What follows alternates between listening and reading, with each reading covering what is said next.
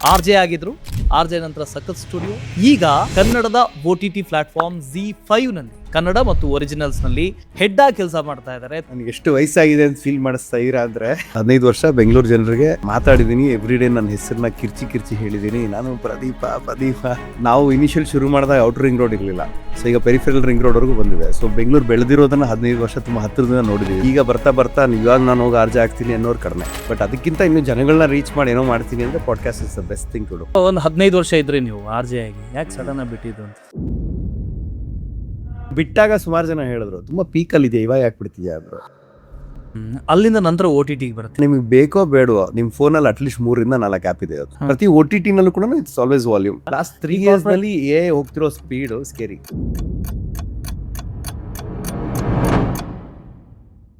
ವೀಕ್ಷಕರೇ ನಮಸ್ಕಾರ. ಗ್ರೋ ಕನ್ನಡದ ಮನಿ ಗೈಡ್ಗೆ ಮತ್ತೊಮ್ಮೆ ನಿಮಗೆಲ್ಲರಿಗೂ ಸ್ವಾಗತ.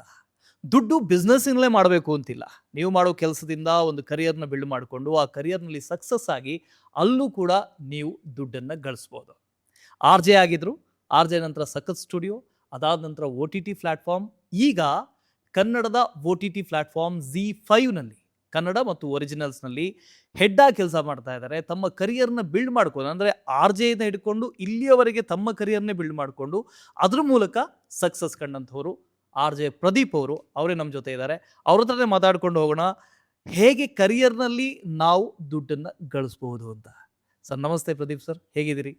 ನಾವು ಸಣ್ಣವರಿದ್ದಾಗ ರೇಡಿಯೋದಿಂದ ಅವಾಗಷ್ಟೇ FM ಆ ಸಾಂಗ್ಸ್ ಕೇಳೋದಕ್ಕೆಲ್ಲ ಶುರು ಮಾಡಿದ್ವಿ. ಬಂದು ಕೂರಿಸ್ಬಿಟ್ಟು ನನಗೆ ಎಷ್ಟು ವಯಸ್ಸಾಗಿದೆ ಅಂತ ಫೀಲ್ ಮಾಡಿಸ್ತಾ ಇರ ಅಂದ್ರೆ ನೀವು ಸ್ವಲ್ಪ ಆಗಿದ್ದ ಅಲ್ಲಿ ಕರ್ಕೊಂಡು ಹೋಗೋಣ ಅಂತ ಸ್ವಲ್ಪ. FM ಆವಾಗಷ್ಟೇ ಶುರುವಾಗಿತ್ತು. ಆ ಸಾಂಗ್ಸ್ ಕೇಳೋದು, ಅದರಲ್ಲಿ ಯಾರೆಲ್ದ ವಾಯ್ಸ್ ಬರುತ್ತೆ ಅದನ್ನ ರೆಕಗ್ನೈಸ್ ಮಾಡೋದು, ಅವಾಗ ಭಾಳ ಖುಷಿ ನಮಗೆ. ಆವಾಗ RJ ಪ್ರದೀಪ್ ಅವರು ವಾಯ್ಸನ್ನ ಕೇಳಿದ್ವಿ ನಾವು. ಸೊ ಅದಾದ್ಮೇಲೆ ನಿಮ್ಮನ್ನ ಇಲ್ಲಿ ಮುಂದೆ ಕೂರಿಸಿ ಮಾತಾಡೋದು ಬಹಳ ಖುಷಿ ಆಗ್ತಾ ಇದೆ. ನಿಮ್ಮ ಜರ್ನಿ ಅವಾಗಷ್ಟೇ FM ಬಂದಿತ್ತು. FM ಅಲ್ಲಿ RJ ಆಗಬೇಕು ಅಂತ ನೀವು ಅನ್ಕೊಂಡಿದ್ದು ಹೇಗೆ? ಆ ಜರ್ನಿ ಶುರುವಾಗಿದ್ದು ಹೇಗೆ? ಅನ್ಕೊಂಡೇ. ಎಲ್ಲರೂ ಕೇಳ್ತಾರೆ ಹೆಂಗಾದ್ರೆ ಬೈ ಮಿಸ್ಟೇಕ್ ಅಂತಾನೆ ಹೇಳ್ತಾರೆ. ಬೈ ಮಿಸ್ಟೇಕ್ ಆಗಿ ಬಂದ್ರಿ. ಕಾಲೇಜಲ್ಲಿದ್ದ ಒಂದು ಶೋ ಮಾಡ್ತಿದ್ದೆ. ಆಕ್ಚುಲಿ ZEE ಕನ್ನಡದ ಒಂದು ಶೋ ಹೋಸ್ಟ್ ಮಾಡ್ತಿದ್ದೆ. ಅಲ್ಲೂ ಹಿಂಗೆ ತಿಕ್ಕಲಾಗಿ ಏನೇನೋ ಮಾತಾಡ್ತಾ ಇದ್ದೆ. ಸೊ ಅದನ್ನ ಯಾರೋ ನೋಡ್ಬಿಟ್ಟು ಯಾರೋ ಚೆನ್ನಾಗಿದ್ದಾರಲ್ಲ ನಾನು ಎತ್ತಾಕೊಂಬನಿ ಅಂತ ನನ್ನ ನಂಬರ್ ಎಲ್ಲ ಹುಡುಕ್ಸಿ ಯಾವ ಕಾಲೇಜ್ ಅಂತ ಗೊತ್ತಾಗಿ ಅವ್ರು ಟ್ರ್ಯಾಕ್ ಮಾಡ್ತಿದ್ರು ನನ್ನ ಆಡಿಷನಿಗೆ ಬಾ ಅಂತ. ಸೊ ಅಲ್ಲಿಂದ ಆಡಿಷನ್ಗೆ ಹೋದೆ. ಅಲ್ಲಿಂದ ಮಾತಾಡೋ ಅಂದ್ರು, ನಮ್ಗೆ ಮಾತಾಡ್ಕೊಂಡು ಹೋದ್ವಿ. ಅಲ್ಲಿಂದ ಮುಂದಕ್ಕೆ ರೇಡಿಯೋ ಜರ್ನಿ ಜಸ್ಟ್ ಸ್ಟಾರ್ಟ್ ಆಗೋಯ್ತು. ಅನ್ಎಕ್ಸ್ಪೆಕ್ಟೆಡ್ ಅದು ಆಕ್ಚುಲಿ. ಬಟ್ ರೇಡಿಯೋ ಜರ್ನಿನಲ್ಲಿ ಫಸ್ಟ್ 2 years ಬಿಗ್ FM ಅಲ್ಲಿ ಇದ್ದೆ. ಇನಿಷಿಯಲ್ ಶುರು ಮಾಡಿದಾಗ ಒಂಥರ ಕನ್ನಡದ ಮೊಟ್ಟ ಮೊದಲ ತಂಡ ಅದು. ಹೌದು. ಒಂದು ಆಗ ಮಿಮಿಕ್ ಹೃದಯಾನಂದ್ ಅವರು, CK ಚಂದ್ರು, ಪಾಪ ಪಾಂಡು ಅಲ್ಲಿ ತುಂಬಾ ಫೇಮಸ್ ಆಗಿದ್ದು. ಶಾಲಿನಿ, ರ್ಯಾಪಿಡ್ ರಶ್ಮಿ, ವರ್ಷ, ನಾನು. ಸೊ ಹೀಗೊಂದು ಒಳ್ಳೆ ಟೀಮ್ ಅದು ಆಕ್ಚುಲಿ. ನಂಗೆ ಅವ್ರನ್ನೆಲ್ಲ ಟಿವಿಯಲ್ಲಿ ಸಿನಿಮಾಲೆಲ್ಲ ನೋಡ್ತಿದ್ನಲ್ಲ, ಲೈಕ್ ನಾನು ಅವ್ರ ಮಧ್ಯೆ ಏನು ಮಾಡ್ತೀನಿ ಅನ್ನೋ ಥರ ಇತ್ತದ್ದು ಆ್ಯಕ್ಚುಲಿ. ಬಟ್ ಆ 2 years later radio city which was India's biggest and the first private station. ಅದು ಇಂಡಿಯಾಲೇ first station, Bengaluru radio station. ಅದು ಹಿಂದಿ ಎಲ್ಲ ಪ್ಲೇ ಮಾಡ್ತಿದ್ರು. ಅವರು ಕನ್ನಡಕ್ಕೆ ಶಿಫ್ಟ್ ಆಗ್ತಾರೆ ಅನ್ನೋ ಥರ ಆಯಿತು. ಆಮೇಲೆ ಇರುತ್ತಲ್ಲ, ಆ ಹುಡುಗ ಚೆನ್ನಾಗಿದ್ದಾನೆ ಅಲ್ಲಿಂದ ಎತ್ತಾಕೊಂಬನಿ ಅಂತ. ಸೊ ಬಿಗ್ FM ಇಂದ ರೇಡಿಯೋ ಸಿಟಿ ಕರೆದಾಗ ನಾನು ಶಿಫ್ಟೆಡ್ ರೇಡಿಯೋ ಸಿಟಿಗೆ. ರೇಡಿಯೋ ಸಿಟಿಯಲ್ಲಿ was the longest time, almost 11 ವರ್ಷ. ನಾನು ಎಲ್ಲರಿಗೂ ಹಂಗೆ ಕೇಳ್ತೀನಿ, 2006 ಅಲ್ಲಿ ನೀವೇನು ಮಾಡ್ತಿದ್ರಿ ಅಂತ. ಅಲ್ಲ ಸೀರಿಯಸ್ ಆಗಿ ಕೇಳ್ತಾ ಇದ್ದೀನಿ. ಹೌದಾ? 2006 ಅಲ್ಲಿ ಏನು ಮಾಡ್ತಿದ್ರಿ ನೀವು? ನಾನು ಏನು ಮಾಡ್ತಿದ್ದೆ, ಇನ್ನೂ ಸ್ಕೂಲಲ್ಲಿದ್ದೆ. ಅವಾಗ ನಾನು ರೇಡಿಯೋ ಕರಿಯರ್ ಶುರುವಾಗಿತ್ತು. ಸೊ ಇವತ್ತಿಗೆ 20 ವರ್ಷ ಆಗಿದೆ. 20 ವರ್ಷದಲ್ಲಿ ಆಲ್ಮೋಸ್ಟ್ ಒಂದು 14 years ನಾನು ರೇಡಿಯೋಲಿ ಸ್ಪೆಂಡ್ ಮಾಡೀನಿ. 14-15 years. 15 ವರ್ಷ 15 ವರ್ಷ ಬೆಂಗಳೂರು ಜನರಿಗೆ ಮಾತಾಡಿದ್ದೀನಿ. ಎವ್ರಿಡೇ ನನ್ನ ಹೆಸರನ್ನ ಕಿರ್ಚಿ ಹೇಳಿದ್ದೀನಿ. ನಾನು ಪ್ರದೀಪ ಅಂತ. ಸೊ ಎಲ್ಲೋ ಒಂದು ಕಡೆಗೆ ಅದೊಂದು ಬೆಂಗಳೂರು ಹೇಗೆ ಬೆಳೀತಾ ಹೋಯಿತು, ಆ ಜರ್ನಿ. ಅಂದರೆ ನಾವು ಇನಿಷಿಯಲ್ ಶುರು ಮಾಡಿದಾಗ ಔಟರ್ ರಿಂಗ್ ರೋಡ್ ಇರಲಿಲ್ಲ. ಸೊ ಈಗ ಪೆರಿಫೆರಲ್ ರಿಂಗ್ ರೋಡ್ ವರೆಗೂ ಬಂದಿದೆ. ಸೊ ಬೆಂಗಳೂರು ಬೆಳೆದಿರೋದನ್ನ 15 ವರ್ಷ ತುಂಬ ಹತ್ತಿರದಿಂದ ನೋಡಿದ್ದೀವಿ ವಿತ್ ಆಲ್ ಅಪ್ಡೇಟ್ಸ್. ನಾವು ಹಾಗೆ ಬೆಳೀತಾ ಬಂದಿದ್ದೀವಿ. ಆ ಕರಿಯರ್ ಹಂಗೆ ಒಂದು 15 ವರ್ಷ ಮುಂದಕ್ಕೆ ಹೋಗಿದೆ. ರೇಡಿಯೋ ಮಾಡ್ತಾ ಅನ್ನಿಸ್ತು ಒಂದು ಟೈಮಲ್ಲಿ. ಅಂದರೆ ಈ ಕಾಲೇಜಲ್ಲಿ ಇದ್ದಾಗಲಿಂದನೂ ಡೈರೆಕ್ಟರ್ ಆಗಬೇಕು ಅಂತ ತುಂಬ ತಲೆ ಕೆಡ್ಸ್ಕೊಂಡವ್ ನಾನು ಆ್ಯಕ್ಚುಲಿ. ಏನೋ ಗೊತ್ತಿಲ್ಲ, ಟರ್ಮ್ಸ್ ಗೊತ್ತಾಗುತ್ತೆ ಏನೇನೋ ಹೊಸ ಅದು DOP. ಏನಿದು DOP? ನಾನು DOP ಆಗ್ಬಿಡ್ತೀನಿ. ಏನಾಗ್ತೀಯ DOP ಆಗ್ಬಿಟ್ಟು ಗೊತ್ತಿಲ್ಲ. ಸೊ ಹಿಂಗೆ ಸಿನಿಮಾಟೋಗ್ರಫರ್ ಆಗಬೇಕು ಅಂತ ಟ್ರೈ ಮಾಡಿದೆ. ಒಳಗೆ ಏನೋ ಇದೆ, ಏನೋ ಬರಿಬೇಕು ಅಂತಿದೆ. ರೈಟರ್ ಆಗ್ತೀನಿ ಅಂತ ಹೊರಟೆ, ಡೈರೆಕ್ಟರ್ ಆಗ್ತೀನಿ ಅಂತ ಹೊರಟೆ. ಆಲ್ವೇಸ್ ವೀಡಿಯೋಲಿ ಏನಾದ್ರು ಹೇಳಬೇಕು ಅಂತ ಹುಚ್ಚಿತ್ತು. ಸೊ ರೇಡಿಯೋದು ಇಷ್ಟು ಜರ್ನಿ ಆಗ್ತಾ ಆಗ್ತಾ ಮಧ್ಯೆ ಎಲ್ಲ ಒಂದು ಕಡೆಗೆ ಅನ್ನಿಸ್ತಿತ್ತು, ಎಷ್ಟು ವರ್ಷ ಇಲ್ಲೇ ಇರ್ತೀಯಾ, ಏನಾದ್ರು ಮಾಡೋ ಪ್ರದೀಪ ಅಂತ ನನಗೆ ನಾನೇ ಮಾತಾಡ್ಕೊಳ್ತಿದ್ದೆ. ಅವಾಗ ಸಖತ್ ಸ್ಟುಡಿಯೋ ಅಂತ ಹುಟ್ಕೊಂಡಿದ್ದು. ಹ್ಮ್. ಹಂಗೆ ಸ್ಲೋ ಆಗಿ ರೇಡಿಯೋಯಿಂದ ಒಂದು ಸ್ವಲ್ಪ ಡಿಜಿಟಲ್ ಕಡೆಗೆ, ಡಿಜಿಟಲಿಂದ OTT ಕಡೆಗೆ. It's A good journey. Okay. RJ ಅಂತ ಹೇಳಿದ ತಕ್ಷಣ ತುಂಬಾ ಫ್ಯಾಸಿನೇಟಿಂಗ್ ಆಗಿತ್ತು ಅವಾಗೆಲ್ಲ. ನಾನು ಆಗ್ತೀನಿ ಆರ್ಜೆ, ನಾನು ಆಗ್ತೀನಿ, ನಾನು ಮಾತಾಡಬೇಕು, ನಾನು ರೇಡಿಯೋದಲ್ಲಿ ಮಾತಾಡಬೇಕು, ಜನ ನಂಗೆ ಫ್ಯಾನ್ಸ್ ಬರಬೇಕು, ಈ ಥರದ್ದೆಲ್ಲ ಹುಚ್ಚಿತ್ತು. ಅವಾಗಲೂ ಇತ್ತು, ನಮಗೂ ಇತ್ತು. ಸೊ ಇತ್ತೀಚೆಗೆ ಅಂತ ಬಂದಾಗ FM ಕೇಳೋರ ಸಂಖ್ಯೆ ಕೂಡ ಕಮ್ಮಿ ಆಗಿದೆ ಅಂತ ಅನ್ಕೋತೀನಿ ನಾನು. ಮೊದಲೆಲ್ಲ ಫೋನಲ್ಲೇ ಬಂದಿರೋದು ಒಂದು FM. ನೀವು ಕೇಳ್ತಿಲ್ಲ, ಅದಕ್ಕೆಲ್ಲ ನಾನು ಕೇಳ್ತಾ ಇಲ್ಲ, ಹಾಗಾಗಿ ಕೇಳ್ತಿಲ್ಲೇನೋ ಅಂತ ನನಗೂ ಅನ್ಸುತ್ತೆ. ಫೋನಲ್ಲೆಲ್ಲ ಮೊದಲೇ FM ಅಂತ ಬರೋದು, ಇವಾಗ FM ಅನ್ನೋದು ಇಲ್ಲ. ಹೌದು. ಸೊ ಎಲ್ಲೋ ಒಂದ್ ಕಡೆ ವ್ಯಾನಿಷ್ ಆಗ್ತಿದೆ ಅಂತನಾ FM ಅಥವಾ? ಇಲ್ಲ, ಅಂದ್ರೆ ಎವ್ರಿ 10 ವರ್ಷಕ್ಕೆ ಟೆಕ್ನಾಲಜಿ ಚೇಂಜ್ ಆಗುತ್ತೆ. ಅಂಡ್ ಎವ್ರಿ 10 ವರ್ಷಕ್ಕೆ ಒಂದು ಹೊಸದೇನೋ ಒಂದು ಬರುತ್ತೆ. ಜನಗಳು ಗೊತ್ತಿಲ್ಲದಂಗೆ ಅದನ್ನ ಅಡಾಪ್ಟ್ ಮಾಡ್ಕೊಳ್ತಾ ಹೋಗ್ತಾರೆ ಅಂಡ್ ಮುಂದುವರ್ಕೊಂಡು ಹೋಗ್ತಿರ್ತಾರೆ. ಇವಾಗ ಆವಾಗ ಒಂದು ಪೇಜರ್ ಅಂತ ಬರ್ತಿತ್ತಲ್ಲ, ಇವಾಗ ಎಲ್ಲಿದೆ? ಇಲ್ಲ. ಇವಾಗ ಮನೆಯಲ್ಲಿ ಕಾರ್ಡ್ಲೆಸ್ ಫೋನ್ ಅಂತೆಲ್ಲ ಇತ್ತು, ಅವಾಗ ಎಲ್ಲಿದೆ? ಇಲ್ಲ. ವೈರ್ಡ್ ಫೋನ್ ಇದೆ, ಎಲ್ಲಿದೆ? STD ಬೂತ್ ಎಲ್ಲಿದೆ? ಇಲ್ಲ. ಸೊ ಹಿಂಗೆ ಅದು ಚೇಂಜ್ ಆಗ್ತಾ ಹೋಗ್ತಿರುತ್ತೆ. ಹೊಸದೇನೋ ಬಂದಾಗ ನಮ್ಮ ಲೈಫಿಗೆ ಅದು ಕನ್ವೀನಿಯೆಂಟ್ ಅಂತ ಅನ್ನಿಸಿದಾಗ ಅದನ್ನ ಬೇಗ ಅದನ್ನ ನಾವು ಸ್ವೀಕರಣೆ ಮಾಡ್ಕೊಂಡ್ಬಿಡ್ತೀವಿ. ಓಕೆ. ಸೊ ಹಾಗೆ ಒಂದು ಆಡಿಯೋ ಪ್ಲಾಟ್ಫಾರ್ಮ್ ಅಂತ ಶುರುವಾದಾಗ ಇವಾಗ ಹಾಡುಗಳನ್ನ ನಿಮಗೆ ಪ್ಲೇಲಿಸ್ಟ್, ನಿಮ್ಮದೇ ಬೇಕಿರೋ ಪ್ಲೇಲಿಸ್ಟ್ನ ನೀವು ಮಾಡಿಕೊಂಡು ನೀವು ಕೇಳ್ಕೊಂಡು ಹೋಗಬಹುದು ಅಲ್ವಾ? ಸೊ ಈಗ ಮೊದಲು CD ಪ್ಲೇಯರ್ ಅಂತ ಬರ್ತಿತ್ತು ಕಾರುಗಳಲ್ಲಿ. ಬೇಕಿರೋ CDಸ್ನೆಲ್ಲ ಎಲ್ಲರೂ ಸೇವ್ ಮಾಡ್ಕೊಂಡು ಹಾಕೊಂಡು ಹೋಗ್ತಿದ್ವಿ, ಆಯ್ತಾ? ಕ್ಯಾಸೆಟಿಂದ CD ಹೋಯ್ತು, ಅಲ್ಲಿಂದ USB ಇದು ಪೆನ್ ಡ್ರೈವ್ ಇಟ್ಕೊಂಡು ಆಡ್ತಿದ್ವಿ, ನಂದೆಲ್ಲ ಹಾಡುಗಳು ಇದರಲ್ಲಿದೆ ಅಂತ. ಇವತ್ತು ಅದು ಯಾವುದೋ ಅವಶ್ಯಕತೆ ಇಲ್ಲ. ಅಂದರೆ ಆನ್ಲೈನ್ ಸ್ಟ್ರೀಮಿಂಗ್ ಪ್ಲಾಟ್ಫಾರ್ಮ್ಸ್ ಬಂದಾಗ ಪ್ರಪಂಚದಲ್ಲಿರೋ ಅಷ್ಟು ಹಾಡುಗಳಿಗೆ ಆಕ್ಸೆಸ್ ಇದೆ. ಸೊ ನಾನು ಹಾಡುಗಳಿಗೆ ರೇಡಿಯೋ ಮೇಲೆ ಡಿಪೆಂಡ್ ಆಗಬೇಕು ಅನ್ನೋದಂಥದ್ದು ಏನೂ ಇಲ್ಲ. ಮೊದಲು ರೇಡಿಯೋನ ಹಾಡಿಗೋಸ್ಕರ ಕೇಳ್ತಿದ್ವಿ ಅಂಡ್ ಅಲ್ಲೊಬ್ಬ ಬರೋ RJಗೋಸ್ಕರ ಕೇಳ್ತಾ ಇದ್ವಿ. ಇವತ್ತು ಆ ಸಂಖ್ಯೆ ಒಂದು ಸ್ವಲ್ಪ ಡ್ರಾಪ್ ಆಗಿದೆ, ಬಿಕಾಸ್ ಅವ್ರದ್ದೇ ಆದಂಥ ಪ್ಲೇ ಲಿಸ್ಟು. ಇವಾಗ ಹೋಗ್ತಿರೋ ಟೆಕ್ನಾಲಜಿಯಲ್ಲಿ ಅವ್ರ ಹಾಡುಗಳನ್ನ ಅವರೇ ಮಾಡ್ಕೊಳ್ಳೋಷ್ಟು ಬೆಳೆದ್ಬಿಟ್ಟಿದ್ದಾರೆ ಜನ. ಸೊ ಹಂಗೆ ಮುಂದುವರಿತಿದೆ, ಎಲ್ಲೂ ಕಡಿಮೆ ಆಗಿಲ್ಲ ರೇಡಿಯೋಗೆ ಜನ. Okay. But radio as a format ಯಾವತ್ತಿದ್ರು ಅಷ್ಟೇ ಸ್ಟ್ರಾಂಗ್ ಆಗಿ ಇಂಪ್ಯಾಕ್ಟ್ಫುಲ್ ಆಗಿ ಡೆಫಿನೆಟ್ಲಿ ಇದೆ. ಬಟ್ ನೀವು ಹೇಳ್ದಂಗೆ ನಂಬರ್ಸ್ ಕಡಿಮೆ ಆಗಿರಬಹುದು.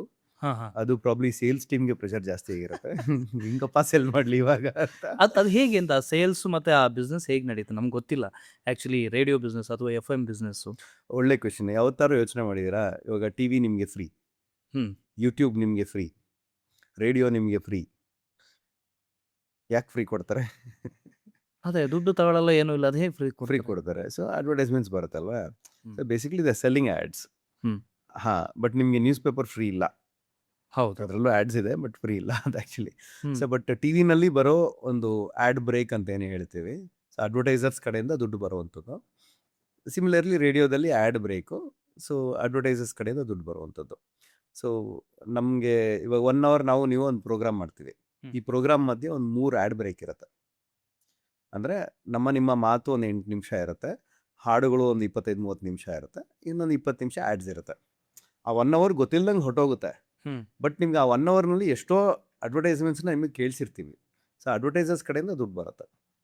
ಸೊ ಆ ಥರ ಪ್ರೈಮ್ ಟೈಮ್ ಹೆಂಗೆ ಇವಾಗ ಟೆಲಿವಿಷನಲ್ಲಿ ಮಾತಾಡ್ತಾರೆ, ರೇಡಿಯೋದಲ್ಲೂ ಅದೇ ಥರನೇ ಇದೆ. ಸೊ ಯೂಶಲಿ ಹೆಂಗೆ ಪ್ರೋಗ್ರಾಮ್ ಮಾಡ್ತಾರೆ ಅಂದರೆ, ಒಬ್ಬ ಮನುಷ್ಯನ ಎವ್ರಿ ಡೇ 24 hours ಹೆಂಗಿರುತ್ತೆ, ಯೂಶಲ್ ಪ್ರೋಗ್ರಾಮಿಂಗ್ ಹಾಗೆ ಡಿಸೈನ್ ಆಗುತ್ತೆ.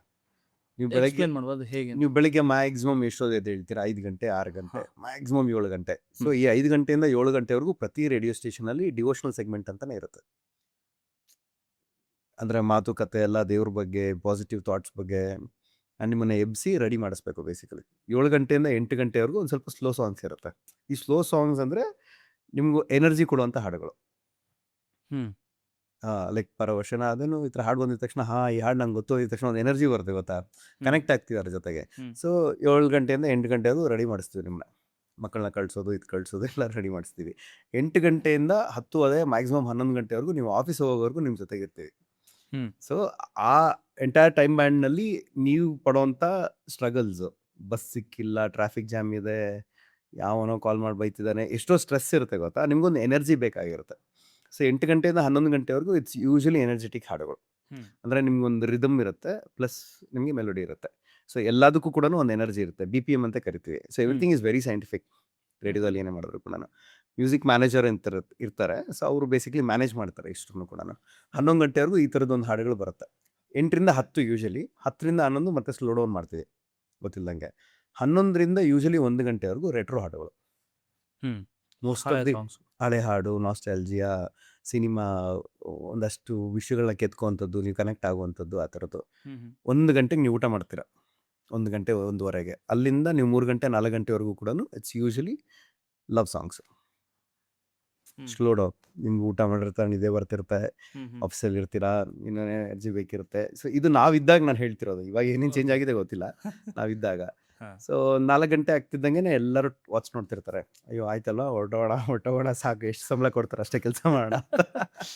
ಸೊ 5 ಗಂಟೆ ಯೂಶಲಿ ಆಫೀಸ್ ಬಿಡ್ತಾರೆ ಅಂದರೆ ಮತ್ತೆ 5 ಗಂಟೆಯಿಂದ 9 ಗಂಟೆವರೆಗೂ ಇಟ್ಸ್ ಕಾಲ್ಡ್ ಪ್ರೈಮ್ ಟೈಮ್. ಹೇಗೆ ಬೆಳಿಗ್ಗೆ ಹೆಂಗೆ ಮಾರ್ನಿಂಗ್ ಶೋ ಒಂದು ಪ್ರೈಮ್ ಟೈಮ್ ಆಗುತ್ತೆ, ಸಾಯಂಕಾಲ ಒಂದು ಪ್ರೈಮ್ ಟೈಮ್ ಆಗುತ್ತೆ. ಸೊ ಯೂಶಲಿ 5 to 6 ಸ್ಲೋನೇ ಇರುತ್ತೆ ಹಾಡುಗಳು. 6ಇಂದ 8:30ವರೆಗೂ ನಾನ್ ಸ್ಟಾಪಾಗಿ ಎನರ್ಜಿ ಕೊಡ್ತೀವಿ. 9 ಗಂಟೆ ಆಗ್ತಿದ್ದಂಗೆ ಎಲ್ಲರೂ ಸ್ಲೋ ಡೌನ್ ಆಗುತ್ತೆ. ಹೇಳಿ ನಿಮ್ಮ ಮನಸ್ಸಿನ ಮಾತನ್ನ ಹೇಳ್ತೀನಿ, ಹಳೆ ಫೀಲಿಂಗ್ ಎಲ್ಲ ಫೀಲಿಂಗು, ನಿಮ್ಮ ಮನಸ್ಸನ್ನ ಬಚ್ಚಿಟ್ಕೊಳ್ಳಿ, ಹೇಳಿ ನಮ್ಮ ಹತ್ರ ಮಾತಾಡಿ ಅಂತೆಲ್ಲ ಹೇಳಿ ಸ್ಲೋ ಡೌನ್ ಆದರೆ ಮತ್ತೆ ಅಲ್ಲಿಂದ 12 ಗಂಟೆವರೆಗೂ ಇಟ್ಸ್ ಯೂಶಲ್ ನಾಸ್ಟಾಲ್ಜಿಯಾ, ಕೆಲವು ಮೆಮೊರೀಸು, ಕೆತ್ಕೋದು, ಎಮೋಷನ್ಸು, ಯಾರ್ದೋ ಲೈಫಲ್ಲಿ ಏನೋ ಆಗ್ತದೆ. 10 ಗಂಟೆ ಆಗ್ತಿದ್ದಂಗೆ ನಮ್ಮ ಲೈಫು ಸ್ಲೋ ಆಗುತ್ತಲ್ಲ, ಒಂದು ಕಡೆ ಕಾಮಾಗಿ ಒಂದು ಕಡೆ ಕುತ್ಕೊಂಬೋಣ, ಕರೆಕ್ಟ್. ಆರಾಮಾಗಿರೋಣ. ಎಂಟೈರ್ ಡೇ ಸ್ಟ್ರೆಸ್ಫುಲ್ ಆಗಿತ್ತು, ಏನು ಬಡಗಿರೋ 1-2 ಒಳ್ಳೆ ಹಾಡು ಕೇಳಿದ್ರೆ ಸಾಕು. ಸೊ ಈ ಥರ ಮನುಷ್ಯನ, ಎಸ್ಪೆಷಲಿ ಬೆಂಗಳೂರಿನ 24 ಗಂಟೆನ ಆಧರಿಸಿ 24 ಗಂಟೆ ಪ್ರೋಗ್ರಾಮಿಂಗ್ ಆಗಿರುತ್ತೆ. ಸೊ ಒಂದೊಂದು RJ ಒಂದೊಂದು ಎಬಿಲಿಟಿಯಲ್ಲಿ ಬರ್ತಾರೆ. ಅಂದರೆ ಒಬ್ರು ಯಾರೋ ಡಿವೋಷ್ನಲ್ ತುಂಬ ನಾಲೆಜ್ ಇರೋರು, ದೇವ್ರ ಬಗ್ಗೆ, ದೇವಸ್ಥಾನದ ಬಗ್ಗೆ ವಿಷಯ ಗೊತ್ತಿರೋರು, ಕಲ್ತಿರೋರು, ಆ ಥರದ ಡಿವೋಷ್ನಲ್ ಬ್ಯಾಂಡಿಗೆ ಸೆಟ್ ಆಗ್ತಾರೆ. ಆ್ಯಂಡ್ 8 to 10 ಯೂಶಲಿ ಬೆಳಗ್ಗೆ ಬ್ರೇಕ್ಫಾಸ್ಟ್ ಶೋ ಅಂತ ಏನು ಕರಿತೀವಿ, ಅದು most of it news, updates, ನಿಮಗೆ ಬೇಕಿರೋ ವಿಷಯಗಳು, ಸೊಸೈಟಿಯಲ್ಲಿ ಏನು ನಡೀತದೆ, ಏನು ಚೇಂಜಸ್ ಬೇಕು, ಅದು ಇದು ಆ ಥರದ್ದು ಒಂದು ಸ್ವಲ್ಪ. ಅದನ್ನು ಸೀರಿಯಸ್ ಆಗು ಹೇಳ್ಬೋದು, ಹ್ಯೂಮರಸ್ ಆಗು ಹೇಳ್ಬೋದು, but again depends on RJ ಅದು ಆ್ಯಕ್ಚುಲಿ. ಈ ರೆಟ್ರೋ ಬ್ಯಾಂಡಲ್ಲಿ ಯೂಶಲಿ ಸಿನಿಮಾಗಳ ಬಗ್ಗೆ ನಾಲೆಜ್ ಜಾಸ್ತಿ ಇರೋರು, ಈ ಹಾಡು ಈ ಇಸ್ವಿನಲ್ಲಿ ಹಿಂಗಾಯಿತು. ಸೊ ಅದೆಲ್ಲ ಅದು ನಿಮಗೆ ಯಾರನ್ನೂ ಟ್ರೈನ್ ಮಾಡೋಕ್ಕಾಗಲ್ಲ, ಅಂದರೆ ಅವರ ಪ್ಯಾಷನ್ ಮೇಲೂ ಕೂಡ ಹೋಗುತ್ತೆ. ಆ್ಯಂಡ್ ಮಧ್ಯಾಹ್ನ it's usually youth connect, love songs, callers, live interaction, live shows. So ಸಾಯಂಕಾಲ ಇಟ್ಸ್ ಅಗೇನ್ ನಂತರದ್ದು ಯಾರನ್ನ ಕರ್ಕೊಂಡು ಕೂರಿಸಿದ್ರೆ ಈ ಥರ ಸ್ಮೈಲ್ ಮಾಡಿಸೋಣ ಬೇಸಿಕ್ಲಿ. ಇಲ್ಲ ಗುರು ಎಂಟೈರ್ ಡೇ ತಲೆ ಕೆಟ್ಟೋಗಿತ್ತು, ನನ್ನ ಮಗ ಬಂದ್ಬಿಟ್ಟು ಏನೋ ಒಂದು ಸ್ವಲ್ಪ ಏನೋ ಮಾತಾಡ್ತೀನಿ, ಕರೆಕ್ಟಾಗಿದೆ ಇದು ಅಂತ ಪ್ರ್ಯಾಂಕ್ಸು, ಅದು ಇದು ನಗ್ಸುವಂಥದ್ದು. ಅಷ್ಟು 9 ಗಂಟೆ ಆದಮೇಲೆ ಇಟ್ಸ್ ಯೂಶಲಿ ಎಮೋಷನ್ಸು. ಸೊ ಹೀಗೆ ದಿಸ್ ಇಸ್ ಕಾಲ್ಡ್ ಪ್ರೋಗ್ರಾಮಿಂಗ್. ಇದಕ್ಕೊಬ್ಬರು ಪ್ರೋಗ್ರಾಮಿಂಗ್ ಹೆಡ್ ಅಂತ ಇರ್ತಾರೆ. ಪ್ರತಿ ಶೋಗೂ ಕೂಡ ಪ್ರೊಡ್ಯೂಸರ್ಸ್ ಇರ್ತಾರೆ, RJಗಳಿಗೆ ಸಪೋರ್ಟ್ ಮಾಡೋಕ್ಕೆ, ಆ್ಯಂಡ್ RJs ಇರ್ತಾರೆ. ಆ್ಯಂಡ್ ಬೇಕಿರೋ ಸೌಂಡ್ ಪ್ರೊಡಕ್ಷನ್ ಅದು ಇದು ಹೆಲ್ಪ್ ಮಾಡಲಿಕ್ಕೆ ಸೌಂಡ್ ಇಂಜಿನಿಯರ್ಸ್ ಇರ್ತಾರೆ. ಸೊ ಈ ಥರ ಒಂದು ರೇಡಿಯೋ ಸ್ಟೇಷನಲ್ಲಿ ಮಿನಿಮಮ್ ಒಂದು 100 ಜನ ಕೆಲಸ ಮಾಡ್ತಾರೆ. ಅಂದರೆ ನಮಗೆ ಕೇಳಿಸೋವಂಥದ್ದು ಒಬ್ಬ RJ ಅಷ್ಟೇ, ಅಲ್ಲೊಬ್ಬ ಮ್ಯೂಸಿಕ್ ಮ್ಯಾನೇಜರು, ಒಂದು ಮಾರ್ಕೆಟಿಂಗ್ ಟೀಮು, ಸೇಲ್ಸ್ ಟೀಮು, ಇದೆಲ್ಲ ಒಟ್ಟಿಗೆ ಸೇರಿದ್ರೆ ಮಾತ್ರ ಒಂದು ಸಂಸ್ಥೆ ಆಗುತ್ತೆ. ಸೊ ಯಾರಾದರೂ ರೇಡಿಯೋಲಿ ಕೆಲಸ ಮಾಡಬೇಕು, ನಾನು ಏನು ಕೆಲಸ ಮಾಡಲಿ ಅಂತಿರೋರಿಗೆ ಇಷ್ಟೆಲ್ಲ ಆಪ್ಷನ್ಸ್ ಇದೆ, ಏನು ಬೇಕಾದ್ರೂ ಮಾಡ್ಬೋದು. ಈಗ ಆವಾಗ್ಲೂ ಕೂಡ FM ಇದ್ದಾಗ, ಇದು ಎಗೇನ್ ನಾನಿದ್ದಾಗ, ಅದೇ ನೀವಿದ್ದಾಗ, ನಾನು 6 ವರ್ಷ FM ಅಲ್ಲಿ ಪ್ಯಾರಲಲ್ ಆಗಿ ನಿಮ್ಗೆ ಮ್ಯೂಸಿಕ್ ಚಾನಲ್ಸ್ಗಳು ಕೂಡ ಇದ್ವು. ಉದಯ ಮ್ಯೂಸಿಕ್, ಅದು ಟಿವಿಲಿ. ಟಿವಿ. ಅದ್ರ ಜೊತೆ ಹೇಗೆ ಕಾಂಪೀಟ್ ಮಾಡ್ತಾ ಇದ್ರಿ? ಅಂದ್ರೆ ಅದರ ಆಡಿಯನ್ಸೇ ಬೇರೆ, ಇದ್ರ ಆಡಿಯನ್ಸೇ ಬೇರೆ. ಆಫ್ಕೋರ್ಸ್ ಆ ಮೀಡಿಯಮೇ ಬೇರೆ ಅಲ್ಲ. ಅಂದರೆ ಟಿವಿ ನೋಡೋಣ, ರೇಡಿಯೋ ಕೇಳಲ್ಲ, ರೇಡಿಯೋ ಕೇಳೋಣ, ಟಿವಿ ನೋಡಲ್ಲ, ಎರಡು ಒಟ್ಟಿಗೆ ಯಾವತ್ತೂ ಮಾಡೋಕ್ಕಾಗಲ್ಲ. ಬಟ್ ಈಗ ಸಾಂಗ್ ನನಗೂ ಬೇಕಾಗಿರೋದು ಸಾಂಗ್ಸೇ, ನಾನು ಅಲ್ಲೂ ಕೇಳ್ಬೋದು, ಇಲ್ಲೂ ಕೇಳ್ಬೋದು. ಅದು ಆಡಿಯನ್ಸ್ ಇಷ್ಟ, ಏನು ಬೇಕಾದ್ರೂ ಆಪ್ಷನ್ಸ್ ಇದೆ. ಇವತ್ತು ಯೂಟ್ಯೂಬ್ ಹೋದ್ರು ಅಲ್ಲೂ ನೋಡ್ಕೋಬೋದು. ಬಟ್ ಕಾಂಪಿಟೇಷನ್ ಅಂತಲ್ಲ. ಟಿವಿ ಚಾನಲ್ ಯಾವತ್ತೂ ಕಾಂಪಿಟೇಷನ್ ಆಗಿರಲಿಲ್ಲ. Radio is more quick, live ಇರೋದ್ರಿಂದ, ಆ್ಯಂಡ್ ಫೋನ್ನಲ್ಲಿ ಆ ರೇಡಿಯೋ ಇದ್ದಿದ್ದರಿಂದ ಆ ಟೈಮಲ್ಲಿ ವಿ ವೇರ್ ಮೋರ್ ಆಕ್ಸೆಸಿಬಲ್. ಆ ಟೈಮಲ್ಲಿ ನೀವು ಟಿವಿ ಆದರೆ ಅಲ್ಲೆಲ್ಲೋ ಪ್ಲಗ್ ಮಾಡಿಟ್ಟಿರ್ತಾರೆ, ಅಲ್ಲೇ ಹೋಗಿ ನೋಡಬೇಕು. ರೇಡಿಯೋ ಹಂಗಲ್ಲ, ಜೊತೆಲೇ ಇರುತ್ತೆ, ಯಾವಾಗ ಬೇಕಾದ್ರೂ ಎಲ್ಲಿ ಬೇಕಾದ್ರೂ ಎತ್ಕೊಂಡು ಆಡ್ತಿರ್ಬೋದು ಆ್ಯಕ್ಚುಲಿ. ಆ ಥರ we were more friendly actually. ನಮ್ಮ ಟೈಮಲ್ಲಿ ಏನು ಹೇಳ್ತಾ ಇದ್ದೀನಿ ಅಂತ ಇಲ್ಲಿ ಬರ್ತಿದೆ ನಮ್ಮ ಕಾಲದಲ್ಲಿ. ಸೊ ನಮ್ಮ ಭಾಷೆ ಕೂಡ ತುಂಬ ಕ್ಯಾಶುವಲ್ ಇತ್ತು, ನಾನೇನು ಡೌ ಮಾಡ್ತಿರಲಿಲ್ಲ ನಾವು. ನಾನೆಲ್ಲೂ ಹೇಳಿ ಯಾವ ಹಾಡನ್ನ ಪ್ರಸಾರ ಮಾಡೋಣ ನಿಮಗೋಸ್ಕರ ಆ ಥರ ಎಲ್ಲ ಏನೂ ಇರಲಿಲ್ಲ. ಆ್ಯಸ್ ಎ ಫ್ರೆಂಡ್ ಮಾತಾಡ್ತಿದ್ವಿ. ಆ್ಯಂಡ್ ಎಲ್ಲ RJಗಳು ಅವ್ರ ಲೈಫಿಗೆ ತುಂಬ ಹತ್ರ ಆಗಿರೋ ಫ್ರೆಂಡ್ ಥರ ನೋಡ್ತಿದ್ರು. ಆ ಬಾಂಡಿಂಗ್ನೆಸ್ ಪ್ರಾಬ್ಲಿ ಜನಗಳಿಗೆ ರೇಡಿಯೋದಲ್ಲಿ ತುಂಬ ಬೇರೆ ಥರದ್ದು ಫೀಲಿಂಗ್ ಕೊಡ್ತು. ಅಂದರೆ ಬರೀ ನಮ್ಮ ರೇಡಿಯೋ ಸ್ಟೇಷನ್ ಅಂತಲ್ಲ, ಇವತ್ತೊಂದು 7-8 ರೇಡಿಯೋ ಸ್ಟೇಷನ್ಸು, ಒಂದೊಂದರಲ್ಲೂ 10 ಜನ RJಗಳು. ಅಂದರೆ ನಮ್ಮದೊಂದು ಸಣ್ಣ ಕಮ್ಯುನಿಟಿ, 50ರಿಂದ 60 ಜನ RJಗಳಿದ್ದೀವಿ ಇಡೀ ಬೆಂಗಳೂರಿನಲ್ಲಿ. ಆ್ಯಂಡ್ ಅವ್ರವ್ರದ್ದೇ ರೀತಿಯಲ್ಲಿ ಅವ್ರವ್ರದ್ದೇ ಫ್ಯಾನ್ ಬೇಸು, ಅವ್ರವ್ರದ್ದೇ ಒಂದು ಶೈಲಿ.